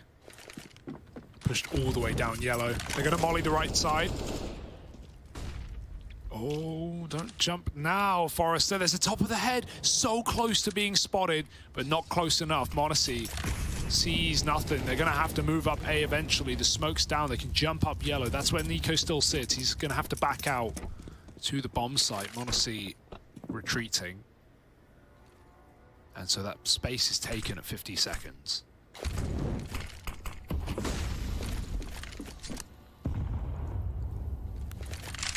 NiKo has a little one-way here. They're just grouping back to B. Forrester's just solo. He knows they have A ramp. That means they have to be pushed off the site. Committing 3, but they're rotating. Hunter's coming back. Jax is ready. Popping through the smoke. Knife out. Flashed. Oh no. Once he gets the kill. Falls though. Double entry. That's really well played by Entropiq. Alien takes down Hunter. Hunter going for the hero play. That's really rough for them. That's super hard. They'll probably go for it here, considering the money. For next round. m0NESY walking in. This is what he's best at. Combat AWPing. Gets the kill on Alien. Best sim. Anymore? Oh, dude, I thought you could spur on another one of these m0NESY clutches. Now it's just Nico. 1v3 and dead on that swing. That is now map point for Entropiq locked in. And mate, I'm glad you highlighted Forrester there. Doing a very good job of just selling them down the river. That this was, you know, destined to be a bit of ramp control getting taken. It really did pull the wool over their eyes, right? Jax was so unprepared, just out in the open as the flashes rain over. And that was the first domino to fall in the Entropiq round. Really well played out of the Entropiq boys, and man, devastating for G2. We heard Entropiq get loud. Did you guys do much screaming in your games, or were you on the calmer side? I remember against Entropiq, I was doing a bit of screaming, yelling, and trying to get in their heads. So I think I got a nice round once, and I yelled a bit. So does that work, or does it just pump them up more to beat you? That's what I always worry about. You see that happen with players. I think when the other team does it to us, it pumps me up. So maybe I shouldn't. Yeah. like when Hampus won his game, he's you know, flaming Torsi for calling him dog and stuff like this. A lot of the time, it can come back to bite you. But who doesn't like to scream? Yeah, it's good fun. It's fun. It adds a lot more character, you know? Oh, mate. Flavor of the month. LAN yelling. Here it is. The game. 17-18. It's not the game. That's the flash. Look at him over on the short side. m0NESY posted. AWP raring to go. This is a round he's been waiting for a long time. Just a chance to go back in, take fights at ramp, whittle away at Entropiq. Can he be the savior of G2? They're already past him. They're up ramp. He nails the first shot to Lackey. And there's Nico helping out at the top of ramp. Nickelback's going to trade it out, but still they left a man down. You got to get past m0NESY's AWP. They're actually starting to tuck up through the short side. At this point, 30 seconds, they're committed to the A play. There's a chance at a double overtime here. 3-on-3 inside of the A site, and a late lurk from Jax that they cannot hold yet. They can't dedicate the resources to it. They've got to fight forward. Nickelback runs all the way in, but he doesn't know about m0NESY. And so we're going to a double overtime affair. Oh my. Savage, your first cast and your first double overtime. Welcome to the desk. Of course we got a game like this. Yeah. This is amazing. It's another day in the office. My oh my. Well, we're happy to have you here with us. I'm happy to be here. This is so much fun. As we get deeper into the OTs, what happens? Like, what happens to the game plan? Because we always notice things get a lot more brawly the deeper you go. Would you say that's a fair assessment? Yeah, I'd have to say, I definitely, I think it becomes, once you get this deep in, everyone knows each other's game plan because you've already run it in regulation. So kind of just becomes brawly, throwing out a few things, peeking here, maybe you wouldn't usually, throwing off timings. Lackey walking up, Jax gets the kill. That's an interesting play, boosting there. I think that's actually a really good play. That boost's super strong. You can only see the head, so you can catch off the CTs there. Just rough timing, I think. Man down. Oh, and I mean, you've even got to worry about Nico, who's all the way down at ramp. He's going through. What a madman! Hello, we're in sync. Yeah. That's the man advantage for G2, and that's going to trigger the response. Entropiq, I mean, it's back to these B plays, right? But you said it already, Savage. This is something that G2 have seen before. Maybe they've got a better idea of how they want to respond. Nico, in this position, was able to get away with murder in rounds gone by. Oh, Nickelback tries to go through, tries to chase Jax down, will come to regret it. Elian's posted over at CT, and it's not over yet. Still plenty of time to get this bomb down, plenty of time to work it, baby. And now they're going to look to get it planted. Nade Gonna do good damage at least. Oh no, he's gotten out of there in time. Elian snuffed another one out. Back of the site now, and that's clean, but he can't get past m0NESY. And so G2 first in the second overtime goes their way. Yeah, the info jiggle comes back to bite Elian. Orb was not ready to fire yet, and m0NESY's 34 and 21. Absolute freak of nature. Dear oh dear. How the hell do you close this game? I'm not sure. I think you just have to take duels, just throw G2 off on their CT side because they already know kind of what's happening. So I think Vertigo is just, it's honestly it's a pretty simple map. So there's not too much complex things you can change up. So it becomes really rough on the T side. Like the CTs can get rolling and rolling and rolling. And you can't do much. So see what they'll do here. Back for a ramp take. They want to go through, and guess who else does? NiKo back up to his usual tricks. Forrest doesn't care. He's going for the kills in the site, and he's found m0NESY. NiKo is still here. They think he's backed up. They're waiting on the smoke, but NiKo, he's made steps. They're going to have to hunt him. Beautiful headshot for NiKo. No way he gets out alive. He'll take them all with him. A third kill. Single-handedly winning this round. Jack stops the mid-lurk, and Elian, doesn't matter where you go, it's not getting any easier. Mate, this is so rough now, Elian. I mean, you know, he's going to give it a go. He's going to throw himself into this, but Tech9 and a Dream, AWP on his back, and not even going to get given a chance to plant the bomb. He's swung right away. They don't give him the room nor the respect. Phenomenal round out of NiKo, right? And quite the timing, too. You know, this is starting to look like the kind of steamrolling that you spoke about, Savage, right? It's clear that they feel like they've seen all this before, and I get what you mean when you say, you know, it's hard to switch things up here on Vertigo. There's very little that's kind of new and fresh that you could look to bring to the table if you're Entropiq. Yeah, remember when Alexi B was 3 and 19, or he's 17 and 31. It's not a pretty score, but it is such a recovery. And you can see the, you know, the push of G2 from what was a difficult comeback anyway in the first place in regulation to get us here at overtime. They won 7 out of the last 8 rounds to do it. And we play on over the top. Jax goes 1 for 1, but he sees a little bit more. Has an idea of what Entropiq are up to. There are numbers here. And Hunter's come to fill that void, the boost up, that headshot angle. But oh, nothing worse than making noise. You feel like the game is up. So they won't go back for it. Maybe the other boost. But Entropiq are hoping for more re-aggression. They're not getting it. Hunter's close, but surely he doesn't go flashing in. Alexi doesn't have one. It's not an option. The thing with his flash is the T's can actually hear it coming, so it can be really sketchy throwing it because from anywhere around the bottom of the ramp there you can hear it. This is so wild. They're having to fake the A play, trying to draw bodies over, hoping that makes B any easier to get into. And with Alexi winning that opening fight, they might have to go back and join Nickelback, who is on the verge of missing m0NESY. Timings. He's gone all the way down short. They don't know about him here. They've got no idea that someone's in this position, but they do clear it. Oh man, Entropiq. They didn't believe, right? Crab would have said, or Nickelback would have said rather, there is a chance someone could have hit this timing. And they're aware of that. Just Alexi B. He had a quiet start to this. We've had a road from recovery out of him. But asking him to clutch here is, oh, it's easier said than done. There's a player close at CT that should just have this locked in. Alexi, no real options, no real chances. Needs them to overface. And if he tries to go through this smoke, he should be a dead man. Swinging out. It's Elian to close it. And there we go. I mean, Entropiq.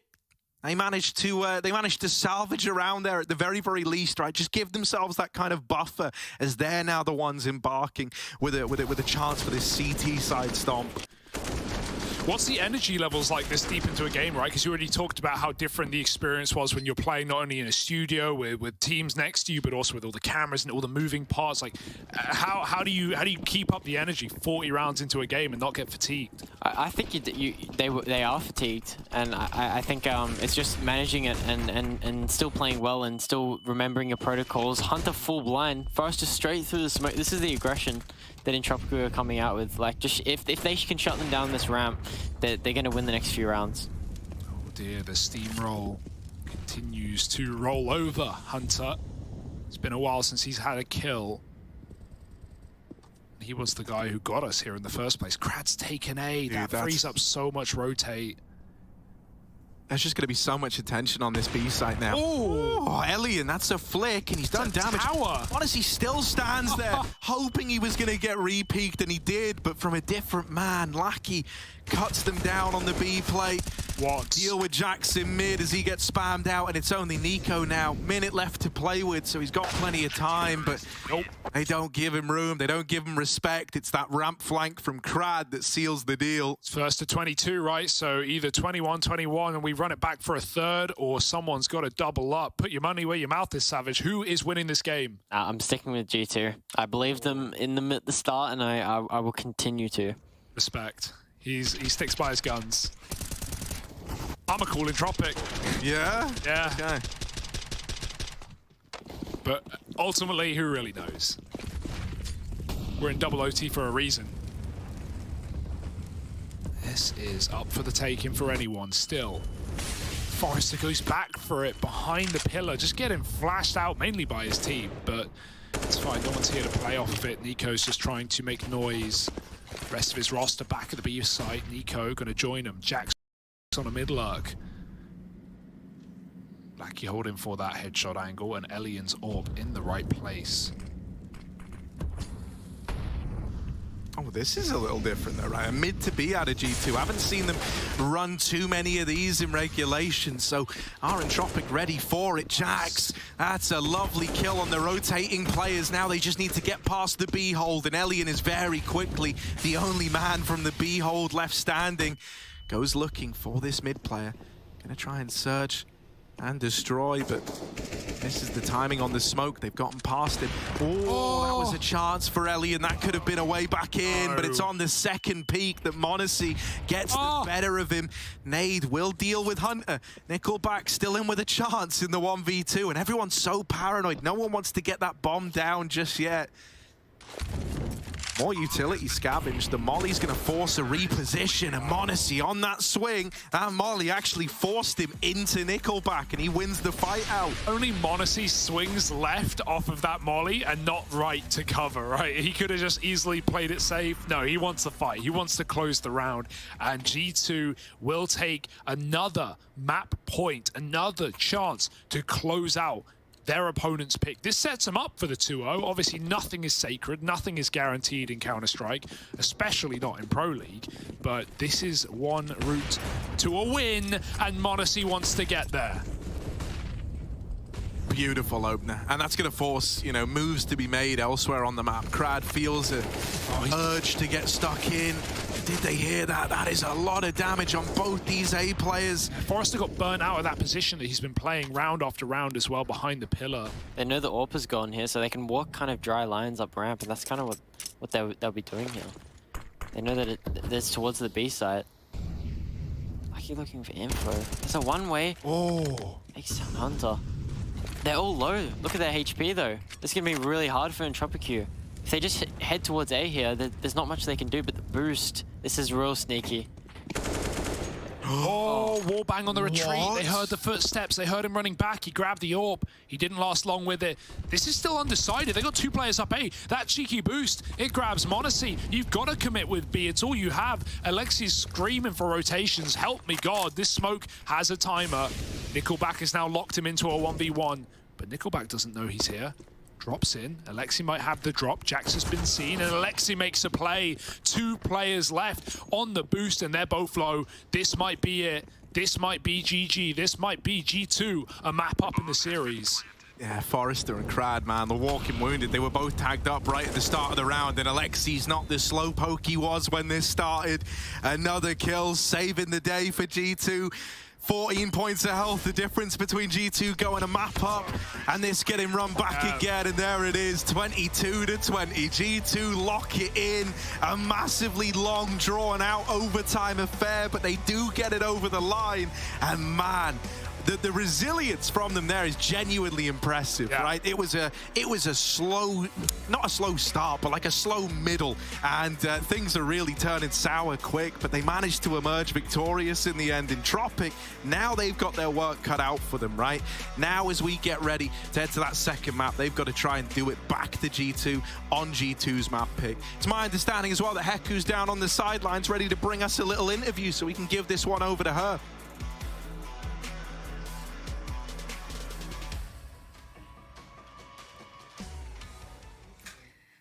Hunter, when it comes to G2, you're really good at giving us overtimes. When it comes to Vertigo, it's not really a map that you play really often. Like, is this a map that you kind of like focused in the last few days? Well, of course, like of course, you know that we didn't play with Alexi first three games, and we didn't practice with him. We practiced with Amanek, and it was not really easy for us to change again a bit, and that's one of the reasons why we started good, and then after we played bad, we were inconsistent on both sides, CT and T. But yeah, at the end we won, and this is the most important. I mean, it's incredibly important. What is also important is that the next map is going to be Dust 2. Did you make a deep analysis of what actually happened yesterday? And will you make sure that it doesn't happen today? Yeah, of course. We were discussing it and we were talking to each other what happened yesterday. And we decided to pick again Dust 2. Of course, life will be easier, I think, with Alexi. Fnatic did really good yesterday. It's not only us playing bad, they played really good. And that's one of the reasons why it was 16-2 or I don't know, yeah, something like that. It was easy for them. But yeah, they did really good individually and they just smashed us aim-wise. That's it. Well then, good luck. Thank you.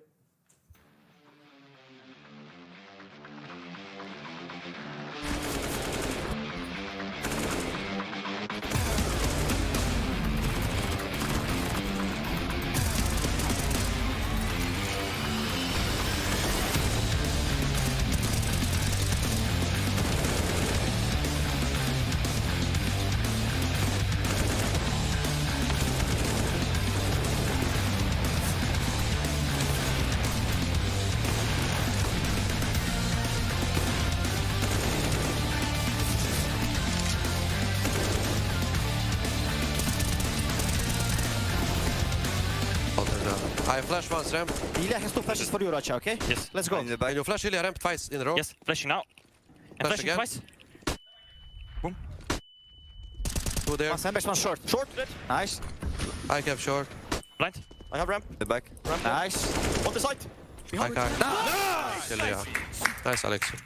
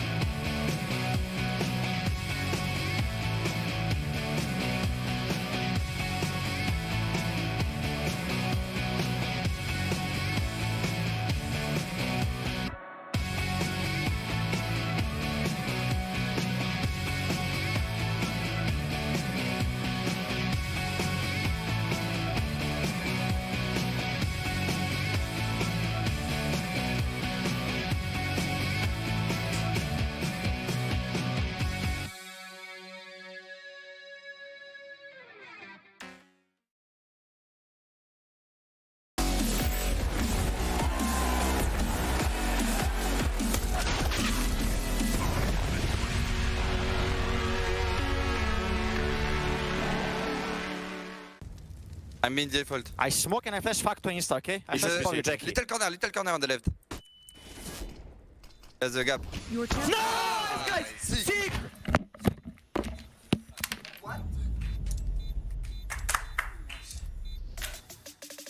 An understandably elated G2 at the end of that matchup against Entropiq. They take map 1, Inferno, by Inferno.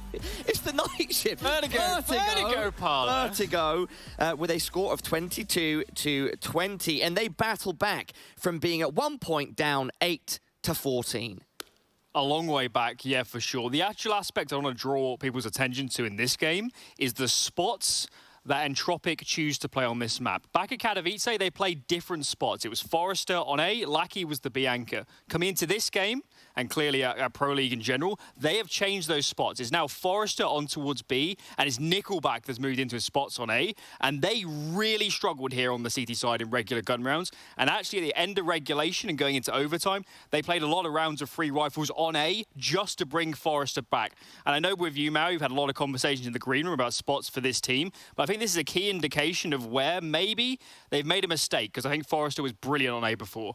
I think that's a fair point, Alan. I think that Forrester has, a lot of people are arguing right now he's the best player for this team, so to see him out of the action is something that probably hindered Entropiq in this game. But they definitely know what's going on with their team behind the scenes. I'm going to shift the conversation to G2 a little bit here. I think that m0NESY was fantastic. We saw a lot of that, like his maps coming into Tier 1 play, Vertigo, Dust 2, Mirage, that was his wheelhouse, and you see why, because he is so capable of taking over games regardless of what stage in the round it is, early to late.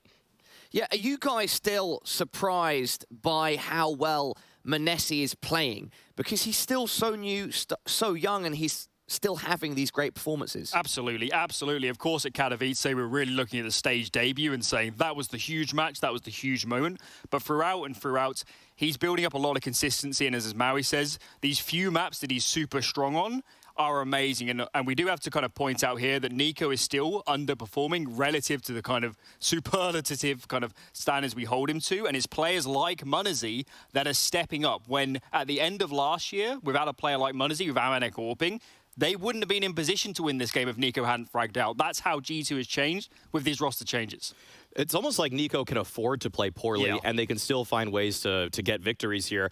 I'm a little bit surprised and concerned for Entropiq moving forward in this series, though, because I feel like what they needed to do on Vertigo was deliver that knockout blow to Alexi B, who's clearly tired. He's clearly not performing well individually, and they couldn't finish that. This is kind of almost like what we saw in the first day of the group stage, where they were upset. They were reset by, I want to say, not Fnatic, but it was another. Oh well, there was another team in this group that basically hit them with a really bad reset round, and they just couldn't find anything for 10 rounds straight. And it feels like Entropiq have these almost moral depleting moments for themselves, where it's like they lose all momentum and they can never regain it. Let's switch our attention to Hunter and Lackey, who we have for our aim high head-to-head. Little direct comparison. We'll get that. Well, we're going to go with the package first and see the highlights from Hunter. Yeah, he had a pretty damn good performance, middle of the table. Some big impact rounds also, Alan? Oh yeah, absolutely. And of course, on the NiKo angle of him underperforming a little bit, it's Hunter as well that has stepped into this void. And based off what we've seen so far from the KATOWISE playoffs coming into Pro League, Hunter is without a doubt the best player on this team right now, at least in NiKo's absence until he can pick it up. But Lackey on the other side of the coin, I think Vertigo's definitely one of his better maps. I feel like on the T side, he really likes to work that B bomb site. And on CT, he used to play B, a bit of a change up now playing mid, but he's still around the same areas. And for me, this is a map where the spots are good for him and he gets kind of a lot of impact like we saw in this game. But unfortunately, I guess it wasn't enough to get it over the line. Yeah, Lackey's success in defaults is pretty surprising given what it's supposed to be, the level of competition in this game, the way he's able to find those sorts of openers. Definitely deserves some praise. We didn't include him in this, but Nickelback as well did better than I expected for a guy that's supposed to be a leader. And yeah, I mean, you compare two sides of the coin with him and Alexi B, and it's obvious who had more impact as an individual in this game. To remind our viewers at home, since G2 won that first map, any Mouse fans out there, you can be happy as they are still in contention for playoffs. Guys, can we talk a bit about the son of Ben the Legend, Savage casting with Harry and Hugo? He's doing a great job, man. Kid's only 17, thrown in the hot seat, and I think he's killing it. I heard some, you know, color, some play-by-play, and some intros and some links. The play-by-play is hilarious. It is great. Hugo's trying to ask him a question sometimes, and then he's like, wait a second, Hugo, stand back. This action's going down. I'm getting into it. You guys brought me on as a caster, and I'm going to cast, God damn it. Yeah, huge credit for him for going on the broadcast. I think we do make it look a lot easier than it is. There's a lot of things going on, a lot of things in your ears, and, you know, things to look at and kind of respect. But to go up there and just cast out of nowhere, I mean, for all of him and all of the LFO guys, what an amazing experience it's been so far here at Pro League. Talking about LFO, will G2 manage to correct the mistakes they made on it on Dust 2, which is our next map going into this? You'd hope so. That's absolutely the key talking point going into this one is, from what we've seen in the past on Dust 2, without Alexi B, it was the T-sides were really weak, giving up a lot of frags, as they were saying in that interview, to Fnatic and particularly Poison in and around mids. So, again, like we said coming into the series, this is the big question. What can Alexi B overhaul in such a small space of time? And maybe on a map like Dust 2, which is so individually focused, I am a little bit nervous about Alexi's individual level maybe hindering them a little bit. That's definitely a concern for me, but I think that this game almost went long enough that I saw everybody start to get energized in it. We talked about Hunter in the head-to-head, and he was doing great in regulation, and I felt like him and m0NESY both contributed to get everybody else up to speed, because finally, by the end of the game, Nico was winning some clutches, he was having some impact rounds, some frags here and there. That's what it takes for a whole team effort to come about, for people to just take the burden of the load and actually just carry their team long enough that everybody can get up to it, because Alexi clearly started very slowly, but I even saw some impact from him in kind of the OT sort of, or like last waning rounds of regulation. Yeah, apologies, it was Fnatic that beat G2 on Dust 2. Guys, final prediction, who's taking this map? G2, I think it's got to be them from here. I'm going G2, start of G2, end in G2. All right, everybody at home, up next, it's map number 2, Dust 2, between G2 and Fnatic. Let's see who takes it after this little break.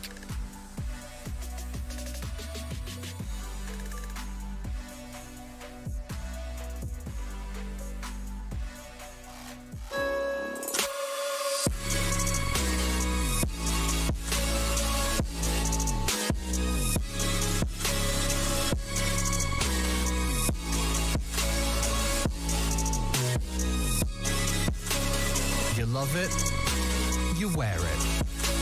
What's your style? Get your merch at shop.eslgaming.com.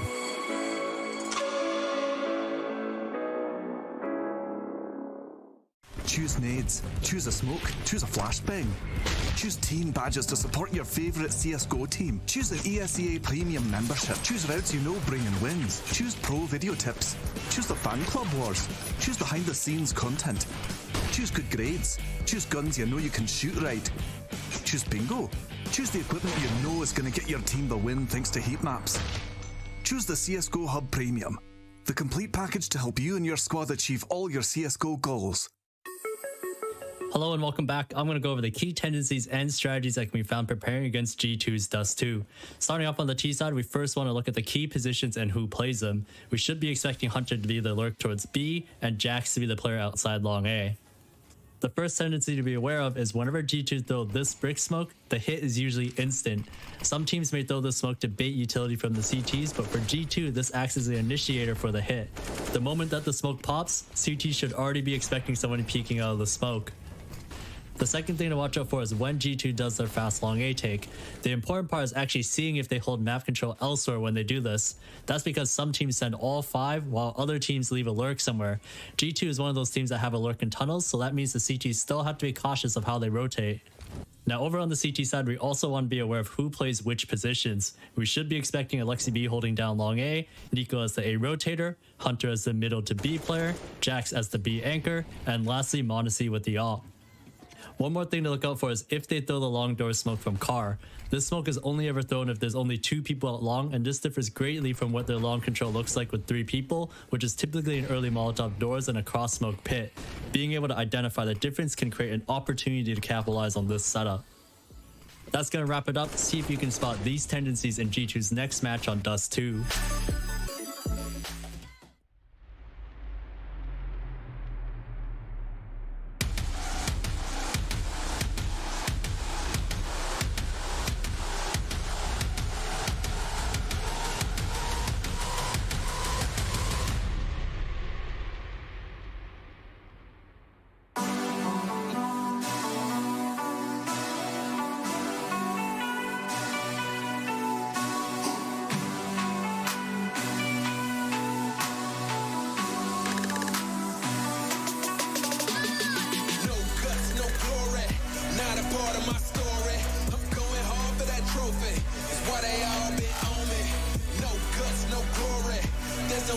begin? I don't comprehend and I do not pretend, cause when I'm coming it's to win. You either got it or you don't. You either bought it or you won't. You either wanna give it everything or you wanna cry about a soul. I'ma say it from the jump. Mama ain't raised a chump. Mama raised me to persevere if I'm ever here in a slum. Cause nobody starts at the top. You do your part and you better buy. Working hard each and every day, even though some days it get hard to watch. But you gotta trust the process. Grind hard, don't you ever quit. It's a must, you see the progress. Got a ball till you get it hit. They can never do what I could do, cause they on the same stuff. If you doubt me, then I'm coming to show them what I'm made of. Yeah, always showing your integrity. Yeah, if you want it, I'ma let them see. No guts, no glory, not a part of my story. I'm going hard for that trophy, it's why they all been on me. No guts, no glory, there's no need to go again. I don't comprehend and I do not pretend, cause when I'm coming it's to win. No guts, no glory, not a part of my story. I'm going hard for that trophy, it's why they all been on me. No guts, no glory, there's no need to go again. I don't comprehend and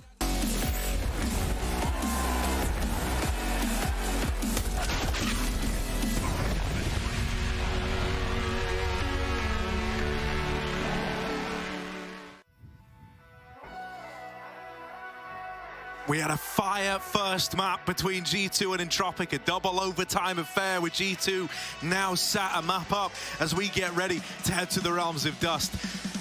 It's going to be a good one, going to be hard to top Vertigo, but let's get right into it. No waiting around. I'm Harry, with me on the mic. I've got Hugo and Savage still here, wanting to stick around, wanting to watch a bit of Dust 2. Let's soak it in.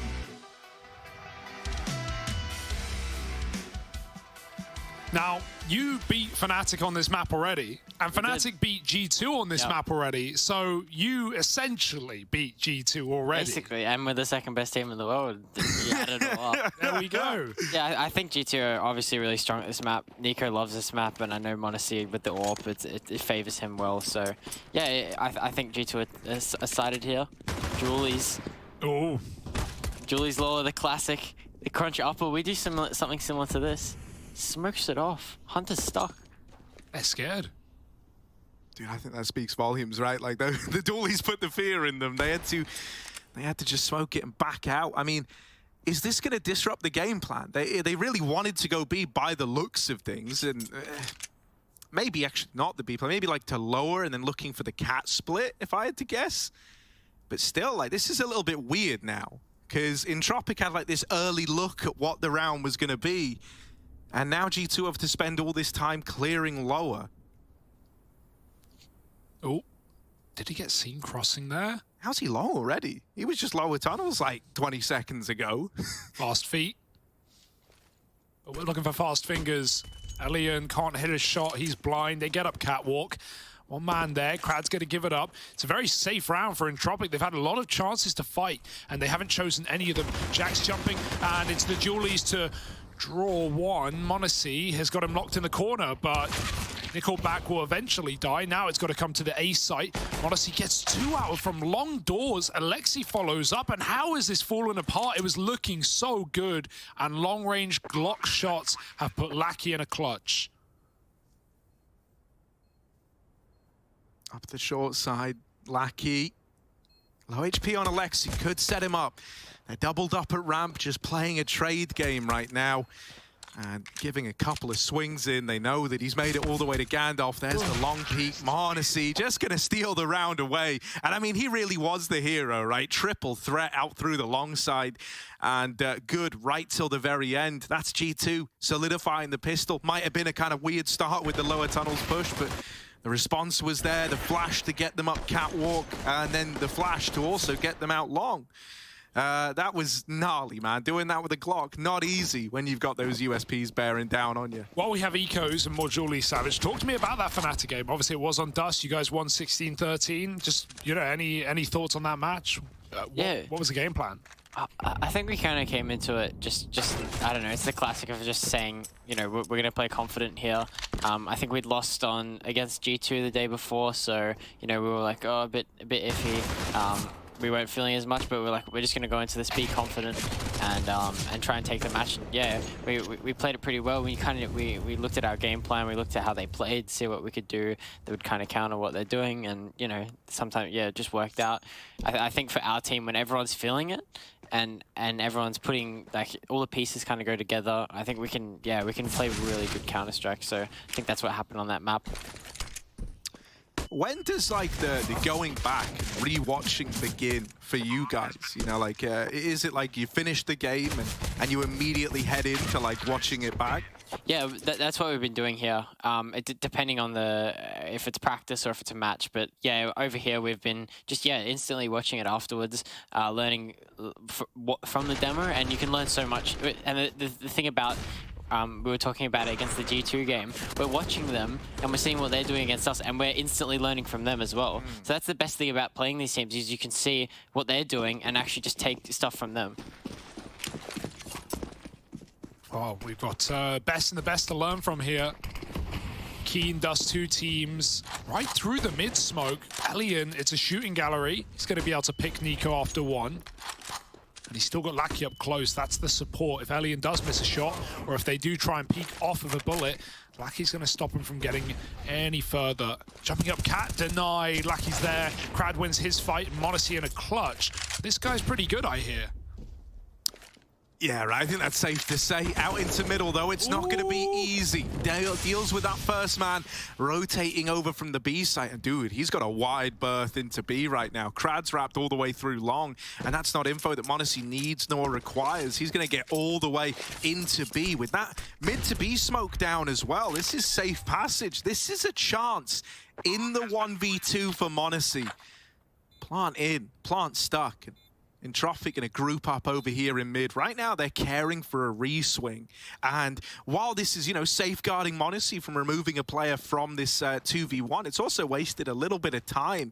Considering they don't have kits, that could be a problem. m0NESY tucked in at the big box. Oh! Door, but brought down low. 3 points of health, and there they are. They play that well on the side of Entropiq. Just grouping in middle, waiting for the peak. When it doesn't come through, they're very decisive in the action to go together, and they're able to get it past him. So a much needed round there. The rifles were in, and Entropiq hit the ground running. Yeah, still a bonus for G2. They can live with it. They can come back in with a full buy. But, oh, those that door swap, you can see it's so ingrained in muscle memory. He didn't even know where he was getting shot from. There was a tiny little pixel he was getting seen through. Thought it was tunnel. That's the A1S. Do you embrace the A1S meta, or do you hate it? So cheap, so annoying. I think it can be annoying, especially in those rotator spots, you know, spraying through smokes, getting cheap kills. I did enjoy the A4 a lot because I'm an anchor, so oh my gosh, honestly, I can't even speak when he's playing. Yeah, I think the A4 was really nice Lucky. I think the A4 was really nice on the anchor positions, getting multi-kills, but it's favoring kind of the rotators spamming through smokes now with the A1, and it can be really strong. I would love them to swap the price at a bare minimum. Yeah, I agree. Maybe 3K or something around there. Yeah. There's some balance, some fiddle we could do, but right now, Crad, he's on the big rap. A is open for this window, so G2 don't know, but they could waltz right in. Instead, they're lining up smokes, and this could be their undoing. Nickelback, he steals the glory. There's one. Oh, he gets headshot, and Jax turns around as well. That is a wallbang from m0NESY. Forrest is going to hear them dropping, though. They're walking right into him. Oh, that should have been a freebie, but forget about it. It's going to be a G2 round. What? So when you see m0NESY starting like this, does that get you nervous for Entropiq? He's 8-1 right now, and he just hit a wallbang that I haven't seen anyone hit like that. Yeah, those shots is just, yeah, when he's on and kind of, he just instantly reacts. As soon as he sees information, he plays off it and just instantly, yeah. And when he's hitting that and when he's feeling it, yeah, you can see this is the kind of thing that you'll see from him, and just so fast. Just what? How? Makes it look easy. My brain is not quick enough to compute. And Hunter's just crept in B. There's simply no one here. And Nickelback is about to get cleared in middle. He doesn't know. Hunter is literally a car. He's going to go through looking at tunnel, and there's a free kill. Lackey close as well. Hunter's making sure no one can take the site back. Laying out the carpet for the bomb to rotate. He even gets smoke spammed by Nico. Jax doesn't want to give them a gun, and so he won't. But Elian does have a flank here. 4-1. G2 want to make this a swift day. When m0NESY's having a game like this, or you know, anyone is, like when one of your stars is popping off, what does that feel like for the rest of the team? Like, is it kind of liberating to know that you've got like a real, oh man, like you've got a real, maybe saying safety net is the wrong word, but like you've got like a very capable guy who's just feeling it. Does it like spur you on to want to kind of like reach that level? What kind of an impact does it carry? Well, I think everyone has a star players in their team, right? And when your stars are going off, everyone else kind of builds. And I think that's something you see in the G2 team. m0NESY going off, Nico will rise, everyone will rise off Nico. He's playing good, everyone else does, and it's kind of that rolling effect. I think when your star players are playing well. So it's certainly boding well for them right out of the gate. m0NESY's won this mid-cross every single time, which you can tell the fear that's putting in Entropiq already. And even that's kind of slowing down like their efforts to get to B in the early round. You know, they don't want to cross too many players past the mid doors. This top mid smoke has been thrown in like so many times just to try and counter this m0NESY AWP pick. It's one way. It's pretty wild, you know, how much impact he's having despite the Dust 2 changes, despite that picking mid was meant to get harder. m0NESY clearly didn't get the memo. And now, you know, they've made it all the way up catwalk. They've spooked Entropiq out of mid. They're having to play pretty reactively right now, or Entropiq, right? They've lost a lot of information on the back of middle being conceded.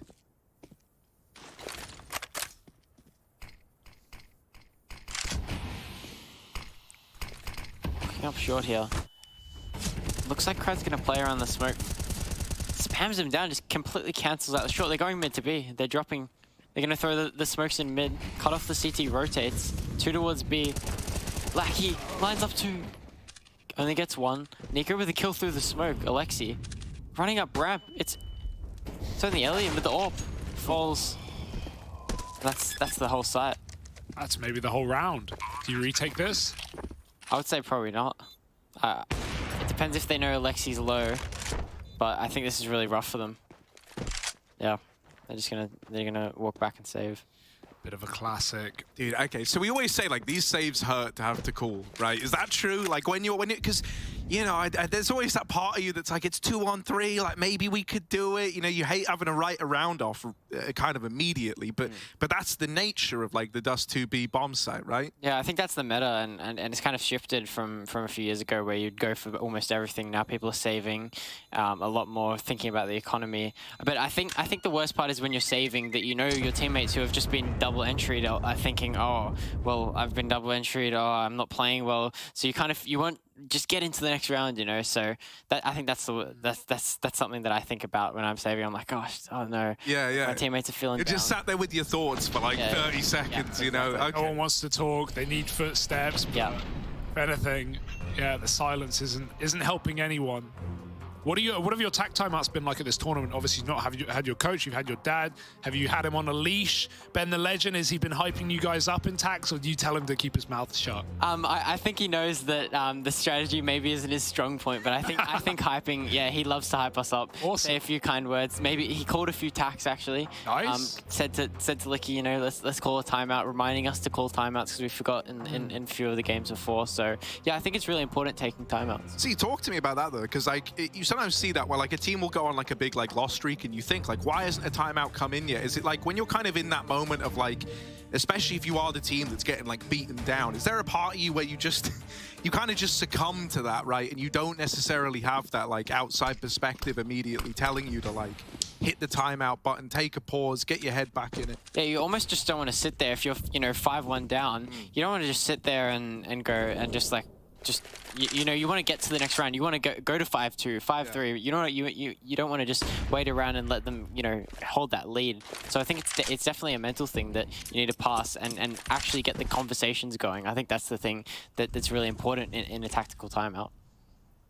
Your guys' comms good in the team? You happy with that? Yeah. I think our comms are really good, especially in this tournament. I think everyone knows how much it means.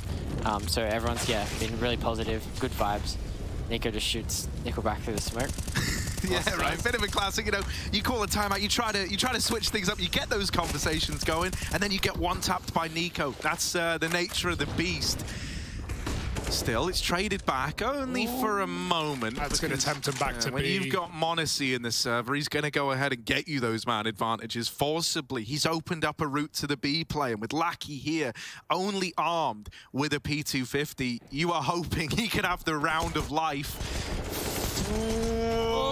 Kind of wrestles with Hunter. What? That's nuts! Jax drops in, but Lackey's given them a chance. This was meant to be a G2 round. It had their name written all over it, and now in the 2v2, bomb in the open, still Monacy having to rotate in, and Krad might find this timing, might hit this little window of opportunity. Smoke in the tunnel, but it's deep. Krad can go through that. Krad can justify taking this peak, and Jax wasn't ready for it. Monacy's now got a clutch. Over the top, first shot misses. He's ready for the re-swing. He's aware. Tag from Elian, and Monacy goes back in. That's when Elian bests him. Entropiq with a second round, and a hell of a round at that. They had so little coming into it, and they managed to get it over the line. Terrifying clutch. You would have bet your house on Monacy there. How's he able to isolate that first tunnels pick? Very important trade for Elian. Entropiq, hey, it's not a round they expected to win, but with this last bullet tap for Lackey, check the ammo count. Oh, it's sharp. It's very sharp. Well, hey, you know, you talked about how, like, after those pauses, you want to get in, you want to, like, make it 5-2. Doing it with essentially nothing, which is what Entropiq had there, that's got to feel good. Maybe it's going to give them some confidence. Looks like it. Nickel. Well, it gave them confidence for a second, but it also gave G2 the round. Okay, Where did all those kills come in? All lower? 2 lower, 1 upper? That's got to crunch. That's got to be a horrible feeling. We're just like hypothesizing. Oh, you know, you're feeling good. You know, as Dick Stacey would have said, thick and pumped. But now it's flaccid as all hell. Let's talk Oceanic region. Let's talk Australia. When you guys are done here, you got one more game to play. Back to Oz for you, obviously. You know, you guys got tournaments upcoming. You got qualifiers. You mentioned Pro League Conference. What's the plan? Yeah, I think there might be another tournament. I think there's a LAN on, and I think we might take a little break. Going back to Oz, just we've been grinding a lot. We'll come back in. We're coming back in June for the conference for the next Pro League. So hopefully get through, get back to the main event. So yeah, we'll just be grinding for that, and I think there will be a few small tournaments coming up. And, you know, at least playing domestically, teams you have to face right now, who are you looking forward to? Who are you nervous of playing? Obviously, Renegades are going to be somewhere in the answers there. Are you feeling confident in your head-to-head against Renegades? Do you think you're best in the region right now, especially with your European experience? Yeah, I think we might have the edge over them now. It's always been pretty close, maybe them a bit better. So yeah, I think we're definitely closer now. Obviously, Vertex picking up Malta from Renegades, and there's been a few switches. So it'll be interesting to verse the Australian teams again. Who's calling for Renegades now? I think it will be Inns still. Yeah, okay. Inns. We'll be calling. So looking at this round real quick, because it's opened up in a way that's interesting. Like, you know, it might have been a safe bet to try and just hang out over this one, but with Elian besting Monacy on a mid duel, which hasn't really happened yet, it's given them a fighting chance. Elian really wants to get involved and be involved with this orb. Oh my goodness. Entropiq, they only had that hero AWP. It's all they bought with them, that and a collection of pistols, and they might be about to win the damn round on the back of it. This angle's a nuisance to clear. Forrester, even one from here is enough. You'd like to think that seals the deal. Alexi's getting volleyed out and he can't get away, so Entropiq, they pick that one up with just the hero AWP.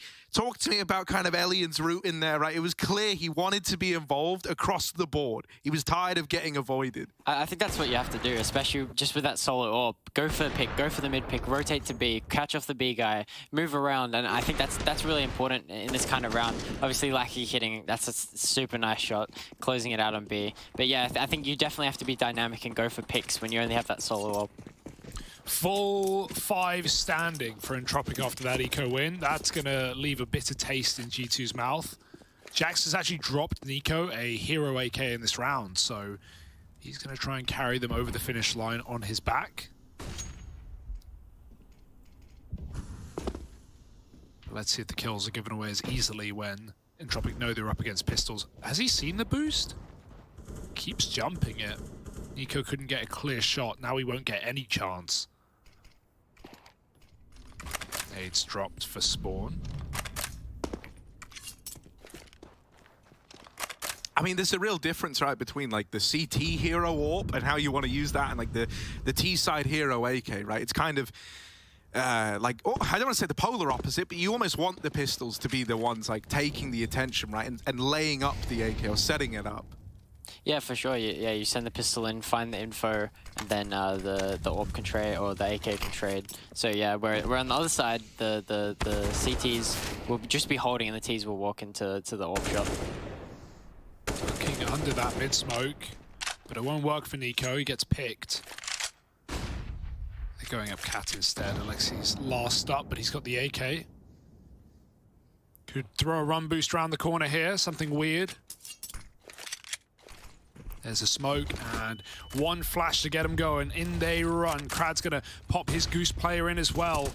He's tucked in. They haven't even seen him yet. Elliott's taking all the glory, and Nickelback will swing for 2 as well. 4 up for Entropiq. Off the back of that eco win, they got stars in their eyes, and they've got a goal. 2 rounds separate them in G2, and luckily we have a rebuy in anyway. You say that. Am I wrong? I don't know if we do. They kind of put a good chunk of money into that last round to the point where they kind of needed a bomb plant to actually get the investment. So, yeah, they could have bought on 3 and they would have had the AWP for Monacy, but like, I can't blame them for not wanting to take that kind of gamble, right? Especially considering Entropiq are getting back into this map. Just wait until they have everything to complete this purchase. But yeah, it felt like they were really hinging on getting the bomb down in that round there. Maybe expecting Nico's hero AK to open up a little more chance in that round. Hellion, yeah, whenever you see that hinge smoke getting thrown, dude, it's scary when there's an AWP on the other side. Doesn't connect on the spam, and they do get everyone up the short side. Nickelback making contact. This time the nade shouldn't be as pretty, although it does bring Alexi down super low as he hangs back on short. They're all softened up, but that's not made it any easier for Nickelback. He still gets dealt with by the low HP Alexi. Maybe there is a route to a plant, at least in this round. God, the health is horrible right now. Monacy has to carry, but some things never change. 12 and 4, he's certainly doing that already. That plat player not overfacing, waiting for the Catmen to come in. A nade would be everything, but bullets will have to do, and so they shout. Monacy trades, but in an instant, everyone's dead. Forrester didn't even realize. 5 up for Entropiq, and that's fine. That was the round G2 wanted in the previous, right? Getting a bomb plant, avoiding having to double eco, and just getting up Cat for free, but wasn't allowed in the previous. And now we have the buy. Delayed, but this time I've got to be right. You've nailed it, mate. Thanks, there is an investment coming through. No such thing as a triple E.